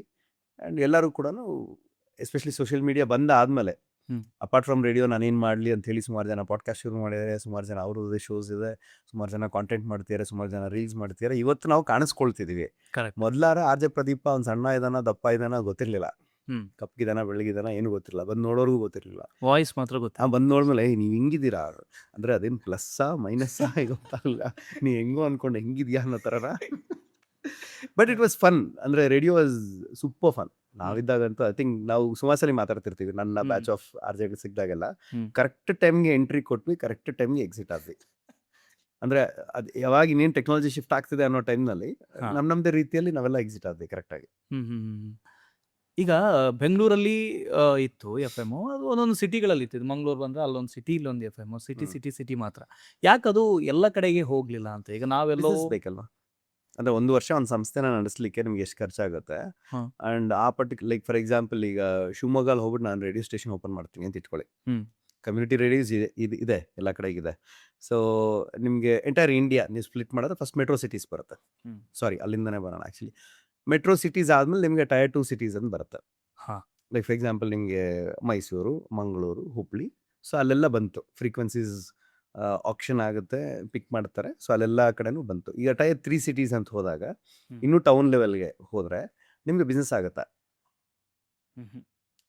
ಸೊ ಬಿಸ್ನೆಸ್ ಆಗಲಿಲ್ಲ ಅಂದರೆ ಯಾವ ರೇಡಿಯೋ ಸ್ಟೇಷನ್ ಸರ್ವೈವ್ ಆಗಲ್ಲ. ಇಷ್ಟು ಜನಕ್ಕೆ ಸ್ಯಾಲ್ರಿ ಕೊಡಬೇಕು, ಇಷ್ಟು ಮೇಂಟೈನ್ ಮಾಡಬೇಕು, ಸಾಂಗ್ಸಿಗೆ ಇಷ್ಟು ವರ್ಷಕ್ಕೆ ರೈಟ್ಸ್ ಕೊಡಬೇಕು, ಎಲ್ಲರೂ ಇರುತ್ತೆ ಅವ್ರ ಕ್ಯಾಲ್ಕುಲೇಷನಲ್ಲಿ. ಅದು ವರ್ಕ್ ಆಗಲ್ಲ ಅಂದಾಗ ಯಾರು ಅಲ್ಲಿ ಹೆಜ್ಜೆ ಇಡಕ್ಕೆ ಹೋಗಿಲ್ಲ. ಈಗ ನೀವು ಪೂರ್ತಿ ಎಫ್ ಎಂ ಬಿಟ್ಟು ಅಥವಾ ರೇಡಿಯೋ ಬಿಟ್ಟು 6 ವರ್ಷ ಆಯ್ತು. ಆದ್ರೂ ಕೇಳ್ತೀನಿ, ಇವಾಗ ಸದ್ಯದ ಮಟ್ಟಿಗೆ ನಾನೇ ಎಲ್ಲಾದ್ರೂ ಇವತ್ತು ಈ ಯೂಟ್ಯೂಬ್ ಬಿಟ್ಟು ನಾನೊಂದು ಎಫ್ ಎಂ ಹೋಗಿ ಆರ್ ಜೆ ಆಗ್ತೀನಿ ಅಂತಂದ್ರೆ ನಾನು ಮಾಡ್ಬೋದಾ? ಕರಿಯರ್ ಇದೆಯಾ? ನಾನು ಫ್ಯೂಚರ್ ಅದರಲ್ಲಿ ನೋಡ್ಬೋದಾ? ಐ ಥಿಂಕ್ ಅದಕ್ಕಿಂತ ಜಾಸ್ತಿ ವರ್ಕ್ ಆಗ್ತಿರೋದು ಪಾಡ್ಕಾಸ್ಟ್. ಇವಾಗ ನೀವು ಕುತ್ಕೊಂಡು ಏನು ಮಾಡ್ತಿದ್ವಿ, ಯೂಟ್ಯೂಬಲ್ಲಿ ಇದೇನು ಆಕ್ಸೆಸ್ ಸಿಗ್ತಾ ಇದೆ ಜನಗಳಿಗೆ. ಸೊ ಈ ಫಾರ್ಮ್ಯಾಟ್ ಬೆಳೀತಿರೋದ್ರಿಂದ ನೀವು ಅಲ್ಲಿ ಕುತ್ಕೊಂಡು ಏನು ಮಾಡಿ ಎಕ್ಸ್ಪ್ರೆಸ್ ಮಾಡ್ತಿರೋ ಅದನ್ನ ಇಲ್ಲಿ ಮಾಡಿದ್ರೆ ಇನ್ನೂ ಜಾಸ್ತಿ ಹೋಗುತ್ತೆ. ಅಂದರೆ ಇವಾಗ ಆರ್ ಜೆ ಆಗುವಂಥದ್ದು ಜಸ್ಟ್ ಏನಾದರೂ ಕರಿಯರ್ ಆಗಿದೆ. ಮೊದಲಿತ್ತು, ಅದಕ್ಕೆ ಆದಂಥ ಒಂದು ಸ್ಪೇಸ್ ಇತ್ತು. ಈಗ ಬರ್ತಾ ಬರ್ತಾ ಇವಾಗ ನಾನು ಹೋಗಿ ಆರ್ ಜೆ ಆಗ್ತೀನಿ ಅನ್ನೋರು ಕಡಿಮೆ. ಅಂದರೆ ಅದರಿಂದ ಏನೋ ಆಗುತ್ತೆ ಅನ್ನೋಂಥದ್ದು ಕಡಿಮೆ. As a survival, as a career, as a media space, so definitely yes. But ಅದಕ್ಕಿಂತ ಇನ್ನೂ ಜನಗಳನ್ನ ರೀಚ್ ಮಾಡಿ ಏನೋ ಮಾಡ್ತೀನಿ ಅಂದರೆ podcast is the best thing to do. Okay. ಒಂದು 15 ವರ್ಷ ಇದ್ರಿ ನೀವು ಆರ್ ಜೆ ಆಗಿ, ಯಾಕೆ ಸಡನ್ ಆಗಿ ಬಿಟ್ಟಿದ್ದು ಅಂತ? ನಾನೇನು ಸಡನ್ ಆಗಿ ಬಿಡಲಿಲ್ಲ, ತುಂಬ ಯೋಚನೆ ಮಾಡಿಬಿಟ್ಟೆ. ಓಕೆ. ಬಟ್ ಬಿಟ್ಟಾಗ ಸುಮಾರು ಜನ ಹೇಳಿದ್ರು ತುಂಬ ಪೀಕಲ್ಲಿ ಇದೆಯಾ, ಇವಾಗ ಯಾಕೆ ಬಿಡ್ತೀಯಾ ಅಂದರು. ಅದೇ ಮಜಾ, ಪೀಕಲ್ಲಿದ್ದಾಗ ಬಿಟ್ಬಿಡಬೇಕು ಅಂತ. ಅಂದರೆ ನೀವು ಹೇಳ್ದಂಗೆ ರೇಡಿಯೋ ಒಂದು ಸ್ಪೇಸ್ ಓಡ್ತಾ ಇತ್ತು. ಅಂದರೆ ಇತ್ತು ಅಂದರೆ ERA ಅವಾರ್ಡ್ಸ್ ಅಂತ ನಡೆಯುತ್ತೆ. ಅದೊಂಥರ ನ್ಯಾಷನಲ್ ಅವಾರ್ಡ್ಸ್ ಥರ. ರೇಡಿಯೋ ಸೆಗ್ಮೆಂಟ್ನಲ್ಲಿ 8 ಅವಾರ್ಡ್ ಬಂದಿತ್ತು. And I was the only R J 8 ERA award ಬೆಂಗಳೂರಿನಲ್ಲಿ ತೊಗೊಂಡವನು. ಇವಾಗ ಗೊತ್ತಿಲ್ಲ ಏನು ಅಪ್ಡೇಟ್ ಆಗಿದೆ. ಇದಕ್ಕಿಂತ ಇನ್ನೇನಿದೆ ಇಲ್ಲಿ ಅಂತ ಯೋಚನೆ ಮಾಡಿದೆ. ಓಕೆ, ನೀ ಏನೇನು ಮಾಡಬೇಕು ಎಲ್ಲ ಮ್ಯಾಕ್ಸಿಮಮ್ ಮಾಡ್ಬಿಡ್ತೀಯ ಗುರು, ನೀನು ಕಾಣಿಸ್ತಿಲ್ಲ ಇದರಲ್ಲಿ ಅಂತ ಬಂದಾಗ ಒಳಗಡೆ ಒಂದು ಕ್ರೇವಿಂಗ್ ಇತ್ತಲ್ಲ, ಏನಾದ್ರು ವಿಡಿಯೋ ಡೈರೆಕ್ಷನ್ DOP ಇದೆಲ್ಲ ಇತ್ತಲ್ಲ, ಓಡ್ತಾ ಇತ್ತು. ಲೂಪಲ್ಲಿ ಓಡ್ತಾ ಇದ್ದಿದ್ದು. ಆ ಥರದ್ದು ಆ್ಯಕ್ಟಿವ್ ಆಗಿತ್ತು ಏನಾರು ಮಾಡೋಣ ಅಂತ. ಆವಾಗ ಯೂಟ್ಯೂಬ್ದು ಎವಲ್ಯೂಷನ್ ಅಂದರೆ 2010 ಆನ್ವರ್ಡ್ಸ್ ಯೂಟ್ಯೂಬ್ದು ಒಂದು ಸ್ವಲ್ಪ ಬೂಮ್ ಕ್ರಿಯೇಟ್ ಆದಾಗ ಈ ಬೇರೆ ಲ್ಯಾಂಗ್ವೇಜ್ನಲ್ಲಿ, ತೆಲುಗುನಲ್ಲಿ, ತಮಿಳ್ನಲ್ಲಿ ಅಥವಾ ಹಿಂದಿನಲ್ಲಿ ಹೆಂಗೆ ಕ್ರಿಯೇಟರ್ಸ್ ಹುಟ್ಕೊಂಡ್ರು, ಸಂಸ್ಥೆಗಳು ಲೈಕ್ TVF, ಹೊಯ್ಚಾಯ್, ಆಹಾ ಈ ಥರದ್ದೆಲ್ಲ ಬ್ಯಾಕೆಂಡ್ನಲ್ಲಿ ಒಂದು OTT ಮಾಡೋಣ ಅಂತೆಲ್ಲ ಹೊರಟಿದ್ರು. ಆ ಥರದ್ದು ಯಾವುದೂ ಪ್ರಯತ್ನ ಇಲ್ಲ ಆಗ್ತಿರಲಿಲ್ಲ. ಬಟ್ ಆ ಕಡೆ ಏನು ನಡೀತಿದೆ ಅನ್ನೋದ್ರ ಅಪ್ಡೇಟ್, ಕಾನ್ಸ್ಟೆಂಟ್ ಅಪ್ಡೇಟ್ ಆಗ್ತಾ ಇದೆ. ಯಾಕೆ ನಮ್ಮಲ್ಲಿ ಯೂಟ್ಯೂಬ್ ಬೆಳೀತಿಲ್ಲ, ಏನು ಮಾಡ್ಬೋದು, ಮಾಡೋಂಗಿದ್ರೆ ಏನು ಮಾಡಿದ್ರೆ ವರ್ಕ್ ಆಗುತ್ತೆ, ಆ ಥರ ಎಲ್ಲ ಯೋಚನೆ ಮಾಡ್ದೆ. ಹುಟ್ಕೊಂಡು ಸೆಕೆಂಡ್ ಸ್ಟುಡಿಯೋ 2015 ಎಂಡಲ್ಲಿ ಈ ಥರದ್ದೇನೋ ಮಾಡೋಣ ಅಂತ ಹೊರಟಿದ್ದು. 16 ಎಂಟೈರ್ 1 ವರ್ಷ ತುಂಬ ಟೈಮ್ ತೊಗೊಂಡೆ ರಿಲೈಸ್ ಮಾಡೋಕ್ಕೆ. 2016 ಎಂಡಲ್ಲಿ 2017ನಲ್ಲಿ ವಿ ಲಾಂಚ್ಡ್ ಇಟ್. ಅಲ್ಲಿಂದ ಮುಂದಕ್ಕೆ ಒಂದು 2 ವರ್ಷ ಸಕ್ಸಸ್ಫುಲ್ ಆಗಿ ಒಂದಷ್ಟು ವೆಬ್ ಸೀರೀಸು, ಒಂದಷ್ಟು ಶೋಸು. ಅವಾಗ ತಿಕ್ಕಲ್ತನ ಅಂದರೆ ಸಕ್ಕಸ್ ಸ್ಟುಡಿಯೋಲಿ ಫಸ್ಟ್ ಪ್ರೊಡಕ್ಷನ್ ಏನು ನೀವು ಮಾಡಿ? ಶಂಕರ್ ನಾಗ್ ಅವ್ರದ್ದು ಅಕೆಪೆಲ್ಲ ಹಾಡು ಇವತ್ತಿಗೂ ಯೂಟ್ಯೂಬ್ನಲ್ಲಿದೆ. ಹೋಗಿ ನೀವು ನೋಡಿದ್ರೆ ಇವತ್ತಿಗೂ ಇದನ್ನು ಹೆಂಗೆ ಮಾಡಿದ್ವಿ ಅಂತ ಯೋಚನೆ ಮಾಡ್ತೀರಾ. ಅಂದರೆ 10 ಜನ ಸಿಂಗರ್ಸು, ಯಾವುದೂ ಇನ್ಸ್ಟ್ರೂಮೆಂಟ್ ಇಲ್ಲ, ಬಟ್ ಶಂಕರ್ ನಾಗ್ ಅವರು ಅಷ್ಟು ಹಾಡುಗಳಿದೆ. ಶಂಕರ್ ನಾಗ್ ಅಕೆಪೆಲ್ಲ ಅಂತ ಹೊಡೆದ್ರೆ ಸಿಗುತ್ತೆ ನಿಮಗೆ. ಸೊ ಅದು ಬಿಕಾಸ್ ನಂಗೆ ಐ ವಾಂಟೆಡ್ ಟು ಸ್ಟಾರ್ಟ್ ಅವರ ಒಂದು ನೆಟ್ನಲ್ಲೇ. ಅವ್ರದ್ದು ಸಂಕೇತ್ ಸ್ಟುಡಿಯೋ ಅಂತಿತ್ತು, ಅದಕ್ಕೆ ನಾವು ಸಕ್ಕತ್ ಸ್ಟುಡಿಯೋ ಅಂತ ಹತ್ರ ತಗೊಂಡು ಇಟ್ಕೊಂಡು ಅದೇನು ಇರಲಿಲ್ಲ. ಆಮೇಲೆ ಒಂದಿನ ರಮೇಶ್ ಭಟ್ ಅವ್ರು ಹೇಳಿದಾಗ ನಂಗೆ ಫ್ಲಾಶ್ ಆಯಿತು, ಓ ಹೌದಲ್ವಾ ಅಂತ. ಅಲ್ಲಿವರೆಗೂ ಯೋಚನೆ ಇರಲಿಲ್ಲ ಅದು ಆ್ಯಕ್ಚುಲಿ. ಬಟ್ ನಾವು November 9th ಶುರು ಮಾಡಬೇಕು ಅನ್ನೋದಿತ್ತು. ಅವ್ರ ನೆನಪಿನಲ್ಲೇ ಅವ್ರಿಗೇನೆ ಒಂದು ಫಸ್ಟ್ ವಿಡಿಯೋ ಅಂತ ಮಾಡಿ ಶುರು ಮಾಡಿದ್ದು ಅದು ಆ್ಯಕ್ಚುಲಿ. ಆ ಥರ ಅದು ಆಮೇಲೆ ಒಂದಷ್ಟು ವೆಬ್ ಸೀರೀಸ್ ಮಾಡಿದ್ವಿ, ವರ್ಕ್ ಆಗಿತ್ತು. ಒಂದಷ್ಟು ಶೋಸ್ ಮಾಡಿದ್ವಿ. ಟೆಕ್ನಾಲಜಿ ವೈಸ್ ತುಂಬ ತಿಕ್ಲ. ಆ ಟೈಮಲ್ಲಿ. ಅಂದರೆ US ಅಲ್ಲಿ ಏನೋ ಹೊಸ ಕ್ಯಾಮ್ರಾ ಲಾಂಚ್ ಆಯ್ತಾ ಪಟ್ಟನ್ ನಂಗೆ ಬೇಕು ಹ್ಮ್. ತರಿಸ್ಬಿಡ್ತಿದ್ದೆ ಇಮಿಡಿಯೇಟ್ ಆಗಿ. ಹ್ಮ್. ಫೇಸ್ಬುಕ್ ಲೈವ್ ಆಪ್ಷನ್ ಕೊಟ್ಟಾಗ, ಫೇಸ್ಬುಕ್ ಲೈವ್ ಆಪ್ಷನ್ ಕೊಟ್ಟಿದ್ದು 1.5 ತಿಂಗಳು 2 ತಿಂಗಳಿಗೆ we were the first guys entire south ಇಂಡಿಯಾದಲ್ಲಿ 5 ಕ್ಯಾಮ್ರಾ ಅಲ್ಲಿ ಲೈವ್ ಹೋಗ್ತಿದ್ವಿ ಹ್ಮ್. ಹ್ಮ್. ಹ್ಮ್. At a time. 5 ಹ್ಮ್. ಕ್ಯಾಮ್ರಾ ಆಕ್ಟಿವೇಟ್ ಆಗಿತ್ತು, ಲೈವ್ ಶೋ. ಹ್ಮ್. ಅಂಡ್ ಮಧ್ಯೆ ಗ್ರಾಫಿಕ್ಸ್ ಬರ್ತಿತ್ತು, ಮಧ್ಯೆ ಹಾಡು ಹಾಕ್ತಿದ್ದೆ. ಟಿವಿ ಚಾನಲ್ ಅವ್ರು ತಲೆ ಕೆಡಿಸ್ಕೊಳ್ತಿದ್ರು, ಹೆಂಗ್ ಮಾಡ್ತೀಯ ನಿನ್ ಮಗ ಅಂದ್ರೆ ಹಾ. ಏನೋ ಸಿಕ್ತಾ ಅದು ಹೆಂಗ್ ಆಗ್ತಿದೆ, ಹೋಗ್ಬೋಣ ನುಗ್ಬೋಣ ಅನ್ನೋ ಟೈಪ್ಸು. ಓಕೆ. ಕ್ಯಾರಿಯೋಕೆ ಅಂತ ಒಂದು ಶೋ ಇತ್ತು. ಹ್ಮ್. 8 ಕ್ಯಾಮ್ರಾಗಳು ಟ್ರಾವೆಲಿಂಗ್ ಕಾರಲ್ಲಿ ಒಂದು ಶೋ. ಇದು ನಾನು ಹೇಳ್ತಿರೋದು 2017ನೇ ಇಸ್ವಿ, ಅಂದ್ರೆ ನಿಯರ್ಲಿ 10 ವರ್ಷ ಹ್ಮ್. ಮುಂಚೆ. ಹ್ಮ್. ಆವಾಗ ಗೋಪ್ರೋಸ್ ಎಲ್ಲ ಇತ್ತು. ಬಟ್ ಅಂದ್ರೆ ಆ ಶೋದು ಸೀಕ್ರೆಟ್ ಏನು ಅಂದ್ರೆ, ಆ ಇಡೀ ಶೋ ಶೂಟ್ ಮಾಡ್ತಾ ಇದ್ದದ್ದು 2 ಕ್ಯಾಮ್ರಾ ಅಲ್ಲಿ. ಬಟ್ ನಿಮ್ಗೆ 8 ಆ್ಯಂಗಲ್ ಇದೆ. ಹೆಂಗೆ ಅಂತ ಇನ್ನೂ ಕಂಡುಹಿಡಿಯೋಕ್ಕಾಗಲ್ಲ ನೀವು. So, ಹ್ಮ್. ಈ ಥರ ಟೆಕ್ನಾಲಜಿ ಏನೋ ಬಂತ, ಅದನ್ನಿಟ್ಟು ಏನು ಹೊಸದಾಗ ಒಂದು ಶೋ ಮಾಡೋಣ. 360 ಡಿಗ್ರಿ ಕ್ಯಾಮ್ರಾ ಬಿಟ್ಟಿದ್ರು, ಆಯ್ತು 360 ಡಿಗ್ರಿ ಒಂದು ಶೋ ಮಾಡೋಣ. ಹಿಂಗೆ ಆ ಥರ ಹುಚ್ಚತನ ನಂಗೆ ಸಕಸ್ ಸ್ಟುಡಿಯೋಲಿ ತುಂಬ ಹೆಲ್ಪ್ ಮಾಡ್ತು. ಟೀಮ್ ಹಾಗೆ ಇತ್ತು ನನಗೆ. ಹ್ಮ್. ಅವರೆಲ್ಲ ಇವತ್ತು ಹೊಂಬಾಳೆಯಲ್ಲಿ ಇದ್ದಾರೆ, ಕೆಲವರು KRG ಇದ್ದಾರೆ, ಕೆಲವರು ಪ್ರಶಾಂತ್ ನಿಲ್ ಸರ್ ಜೊತೆ ಇದ್ದಾರೆ. ಅಂದರೆ ನನ್ನ ತಂಡ ಅಂತ ಏನಿತ್ತು ಅವರೆಲ್ಲ ಬೇರೆ ಬೇರೆ ಒಳ್ಳೊಳ್ಳೆ ಸಂಸ್ಥೆಗಳ ಚೆನ್ನಾಗಿ ದುಡಿತಿದ್ದಾರೆ. ಹ್ಮ್. ಆ ಥರದ್ದೊಂದು ಒಳ್ಳೆ ಟೀಮ್ ಜೊತೆಗೆ ಸಕಸ್ ಸ್ಟುಡಿಯೋ ಶುರು ಮಾಡಿದ್ದು. ಹ್ಮ್. ಆ ಎನರ್ಜಿ ಸಿಕ್ಕಿದಾಗ ಇಟ್ಸ್ ಲೈಕ್ ರೇಡಿಯೋ ಬಿಡು ಬಾ ಇದನ್ನ ಮಾಡೋಣ ಅಂತ ಹೇಳಿ ಹೊರಟೆ. ಫಸ್ಟ್ ಪ್ರೊಡಕ್ಷನ್ ಮಾಡಿದಾಗ ನೀವು ಎಷ್ಟು ಇನ್ವೆಸ್ಟ್ ಮಾಡಿದ್ರಿ, ಎಷ್ಟು ಬಂದಿತ್ತು? ಐ ಥಿಂಕ್ ಮನೇಲಿ ಗಲಾಟೆ ಆಗ್ತಾ ಇದ್ದಿದೆ. ಅದಕ್ಕೆ ನಾನು ದುಡ್ದು ಸೇವ್ ಮಾಡಿ ಏನು ಮಾಡಬೇಕು ಅಂತಿದ್ದೆ ಎಲ್ಲ ತಗೊಂಡು ಸಕಸ್ ಸ್ಟುಡಿಯೋ ಹಾಕಿದೆ. ಹ್ಮ್. ಬಟ್ ಇದ್ರು ಸಪೋರ್ಟ್ ಮಾಡೋಕೆ ನನಗೆ, ರವಿ ಅಂತಿದ್ರು, ವಿವೇಕ್ ಅಂತಿದ್ರು. ಸೊ ಎಲ್ಲ ಒಟ್ಟಿಗೆ ಇರೋದಕ್ಕೆ ಅದೆಲ್ಲ ಸಾಧ್ಯ ಆಯ್ತು ಆ ಟೈಮಲ್ಲಿ. ಹ್ಮ್. ಹ್ಮ್. ಈ ಥರದ ಏನಾದ್ರು ಹೊಸದು ಮಾಡೋಣ ಅಂತ ಅನಿಸ್ದಾಗ ಅದ್ರ ಫೈನಾನ್ಷಿಯಲ್ಸ್ ಬಗ್ಗೆ ಯೋಚನೆ ಮಾಡ್ತೀವಿ. ಹ್ಮ್ ಈಗ ನನ್ನ ಕರಿಯರ್ ಈಗ ಬಿಡ್ತಿದ್ದೀನಿ, ಹೊಸ ಕರಿಯರ್ಗೆ ಎಂಟರ್ ಆಗ್ತಾ ಇದ್ದೀನಿ. ಹ್ಮ್ ಸೊ ಈ ಥರದ್ದು ಏನೋ ಒಂದು ವೆಂಚರ್ ಮಾಡ್ತಾ ಇದ್ದೀನಿ, ಅದಕ್ಕೆ ಇಷ್ಟು ದುಡ್ಡು ಹಾಕಬೇಕು, ಅದರಿಂದ ಇಷ್ಟು ಬರುತ್ತೆ, ಈ ಥರದ ಫಿನಾನ್ಷಿಯಲ್ ಕ್ಯಾಲ್ಕುಲೇಷನ್ ಅಂತೂ ಇದ್ದೇ ಇರುತ್ತೆ. ಹ್ಮ್ ಸೊ ಫಸ್ಟ್ ನೀವು OTTಗೆ ಬರೋದಕ್ಕಿಂತ ಮುಂಚೆ ಸಕಸ್ ಸ್ಟುಡಿಯೋ ಮಾಡಿದಾಗ ಅಲ್ಲಿನ ಫಿನಾನ್ಷಿಯಲ್ಸ್ನ ಬಗ್ಗೆ ಪ್ಲಾನ್ ಮಾಡ್ಕೊಂಡಿದ್ರು? ಸಿ ಯೂಟ್ಯೂಬ್ ತುಂಬ ಇನಿಷಿಯಲ್ ಸ್ಟೇಜ್. ಯೂಟ್ಯೂಬಿಂದ ಎಷ್ಟು ದುಡಿಬಹುದು ಯಾರಿಗೂ ಗೊತ್ತಿರಲಿಲ್ಲ. But there is something called IP ಮತ್ತು ವ್ಯಾಲ್ಯೂಯೇಷನ್ ಗೇಮ್. ಅಂದರೆ IP ಇಸ್ ಬೇಸಿಕಲಿ ನಿಮ್ಮ ಒಂದು ಸ್ವಂತ ಪೊಟೆನ್ಷಿಯಲ್ನಲ್ಲಿ ನೀವು ಡಿಸೈನ್ ಮಾಡಿದಂಥ ಒಂದು ಶೋ, ಅದರದ್ದೊಂದು ರೈಟ್ಸ್ ನಿಮ್ಮ ಹತ್ರ ಇದೆ, ಅದನ್ನು ರಿಜಿಸ್ಟರ್ ಮಾಡಿಸಿ ಇಟ್ಕೊಳ್ತೀರಿ. ಸೊ ಆ IPಸ್ಗೆ ವ್ಯಾಲ್ಯೂಯೇಷನ್ ಇದೆ. ಆ್ಯಂಡ್ ಆ್ಯಸ್ ಎ ಕಂಪ್ನಿ ಅದಕ್ಕೊಂದು ವ್ಯಾಲ್ಯೂಯೇಷನ್ ಇದೆ. ಸೊ ನಾವು ಸಕಸ್ ಸ್ಟುಡಿಯೋ ಶುರು ಮಾಡಿ 1 ವರ್ಷಕ್ಕೇ ಒಂದು ಸಂಸ್ಥೆ, ಏಷ್ಯನೆಟ್ ಸಂಸ್ಥೆ ಬೇಸಿಕಲಿ ನಮ್ಮನ್ನು ಅಪ್ರೋಚ್ ಮಾಡಿತ್ತು. ಸೊ ಹೆಂಗಂటే ಇಲ್ಲ ಸಕಸ್ ಸ್ಟುಡಿಯೋ ಮೇಲೆ ನಾವು ಇನ್ವೆಸ್ಟ್ ಮಾಡ್ತೀವಿ, ಟೇಕ್ ಓವರ್ ಮಾಡ್ತೀವಿ ನಿಮ್ಮನ್ನು ಅಂತ. ಸೊ ಆವಾಗ ಒಂದು 6 ಮಂತ್ಸ್ ಡ್ಯೂ ಡಿಲಿಜೆನ್ಸ್ ಎಲ್ಲ ನಡೀತು. ಏನೋ ಸಂಸ್ಥೆ ನಾವು ಅವ್ರ ಅಂಡರ್ ಹೋಗ್ತೀವಿ ಆ್ಯಂಡ್ ಅವ್ರು ನಮ್ಮನ್ನು ಕಂಪ್ಲೀಟ್ಲಿ ಇನ್ವೆಸ್ಟ್ ಮಾಡ್ತಾರೆ, ಈ ಥರದ್ದೆಲ್ಲ ಕೂಡ ನಡೀತು. ಅಟ್ ಸಮ್ ಪಾಯಿಂಟ್ ಬೇಸಿಕಲಿ ಅದು ವರ್ಕ್ ಆಗಲಿಲ್ಲ. ನಾವು ತುಂಬ ಇನಿಷಿಯಲ್ ಸ್ಟೇಜಲ್ಲಿ ನಮಗೆ ಅನ್ನಿಸ್ತು. ಹ್ಮ್. ಸೊ ಅದು ನಾವು ಕೂಡ ಬಿಟ್ವಿ. ಸೊ ಬಟ್ ನಮ್ಮನ್ನು ಅಬ್ಸರ್ವ್ ಮಾಡ್ತಿದ್ರು. ಅಂದರೆ ನಮ್ಗೆ ಇದ್ದಿದ್ದು ಅದೇ, ಒಂದು 2 ವರ್ಷ ಇದನ್ನು ನಾನು ನಡೆಸ್ತಾ ಹೋದರೆ ಈ ಥರ ಒಂದಷ್ಟು ಸಂಸ್ಥೆಗಳು, ನಮ್ಮ ಕನ್ನಡದ ಎಷ್ಟು ಸಂಸ್ಥೆಗಳಿದೆ ಅಂದರೆ ಹೇಳ್ತಿರೋದು, ಪೈ ಗ್ರೂಪ್ಸ್ ಇದೆ, ಮಣಿಪಾಲ್ ಗ್ರೂಪ್ಸ್ ಇದೆ, VRL ಗ್ರೂಪ್ಸ್ ಇದೆ. ಇವರೆಲ್ಲರಿಗೂ ಕೂಡ ಸ್ಕ್ರ್ಯಾಚಿಂದ ಶುರು ಮಾಡ್ತಾರೋ ಇಲ್ಲೋ ಗೊತ್ತಿಲ್ಲ. ಬಟ್ ನಂತರದ್ದನ್ನು ಯಾರೋ ಒಬ್ಬ ಹುಚ್ಚ ಅದನ್ನು ಕಟ್ಟಿ ಒಂದು 2 ವರ್ಷ ಅದರಲ್ಲಿ ಇದೇ ಪೊಟೆನ್ಷಿಯಲ್ ಅಂತ ತೋರಿಸಿದ್ರೆ ಇವರೆಲ್ಲ ಮುಂದೆ ಒಂದಿನ ಬರಬಹುದು ಅನ್ನೋಂಥ ಹೋಪ್ ಇತ್ತು, ನಂಬಿಕೆ ಇತ್ತು. ಸೊ ಅದು ಬೆಳೆಯುತ್ತೆ ಆ್ಯಂಡ್ ಪ್ರಪಂಚ ಆ ಕಡೆಗೆ ಹೋಗ್ತಿದೆ. ಆ್ಯಂಡ್ ಬೇರೆಯವರೆಲ್ಲ ನನ್ನ ನೋಡಿದಾಗ ಇವ್ನು ಯಾರು ತಿಕ್ಲ ಅಂತ ಅನ್ನಿಸ್ತೀಯನ್, ಸಿನಿಮಾ ಮಾಡೋದು ಬಿಟ್ಬಿಟ್ಟು ಏನೇನೋ ಮಾಡ್ತೀಯಾನೆ, ಇದೆಲ್ಲ ಕಾಣಿಸ್ತಿತ್ತು. ಬಟ್ ಇವತ್ತಿಗೆ ನೀವು ನೋಡಿದ್ರೆ ಹ್ಮ್. ಅದೇ ಆ್ಯಕ್ಚುಲಿ ಬಂದಿರೋದು. ಅಲ್ಲಿವರೆಗೂ ಬಂದಿದ್ದೀವಿ. ಈಗಲೂ ಕೂಡ ನಾವು ರೆಡಿ ಇಲ್ಲ ಕನ್ನಡದಲ್ಲಿ. ಈಗಲೂ ಒದ್ದಾಡ್ತಿದ್ದೀವಿ, ಹೌದಾ OTTನ ಏನು ಮಾಡೋದು ಇವಾಗ ಅಂತ. ಅದು ಬಂದಾಯಿತು. ಅಂದರೆ ನಾವು 2017ನಲ್ಲಿ ನಾವೇನೋ ಕೀ ಕೊಟ್ವಿ, ಅವಾಗ ನಾವೇನೋ ಬರುತ್ತೆ ಅಂತ ಕಾಯ್ತಿದ್ವಿ. 2026ಅಲ್ಲಿ ಬಂದಿದೆ, 10 ವರ್ಷ ಬಿಟ್ಟು ಬಂದಿದೆ. But are we ready? So ಇದಕ್ಕೆ ರೆಡಿ ಆಗ್ತದೆ ನಾನು ಆ್ಯಕ್ಚುಲಿ. ಅಂದರೆ ಅವಾಗ ಆ 2 ವರ್ಷದ ಜರ್ನಿನಲ್ಲಿ ನಾವು ಮಾಡಿದಂಥ ಎಕ್ಸ್ಪೆರಿಮೆಂಟ್ಸು ಆ್ಯಂಡ್ ಜನಗಳಿಗೆ ಅದು ಹತ್ತಿರ ಆಗ್ತಿತ್ತು, ಇಷ್ಟ ಆಗ್ತಿತ್ತು. ಆ್ಯಂಡ್ ಆ ಥರದ್ದು ಇನ್ನೂ ಜಾಸ್ತಿ ಆಗಬೇಕಿತ್ತು. ಅನ್ಫಾರ್ಚುನೇಟ್ಲಿ ಅದು 2020ನಲ್ಲಿ ಪ್ಯಾಂಡಮಿಕ್ ಬಂದಾಗ ಅದನ್ನು ಕ್ಲೋಸ್ ಡೌನ್ ಮಾಡಬೇಕು.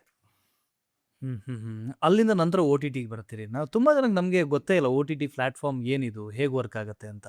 ಅಲ್ಲ, ನಿಮಗೆ ಬೇಕೋ ಬೇಡವೋ ನಿಮ್ಮ ಫೋನಲ್ಲಿ ಅಟ್ಲೀಸ್ಟ್ 3 ರಿಂದ 4 ಆ್ಯಪ್ ಇದೆ. ಅದು ಹಾಂ. ಮೊದಲಾದ್ರೆ ಒಂದು ಸಬ್ಸ್ಕ್ರಿಪ್ಷನ್ ತೊಗೊಳ್ತೀನಿ ಸಾಕು ನನಗೆ ಅಂತಿತ್ತು. ಇವಾಗ ಮಿನಿಮಮ್ 3 ರಿಂದ 4 ಇದೆ.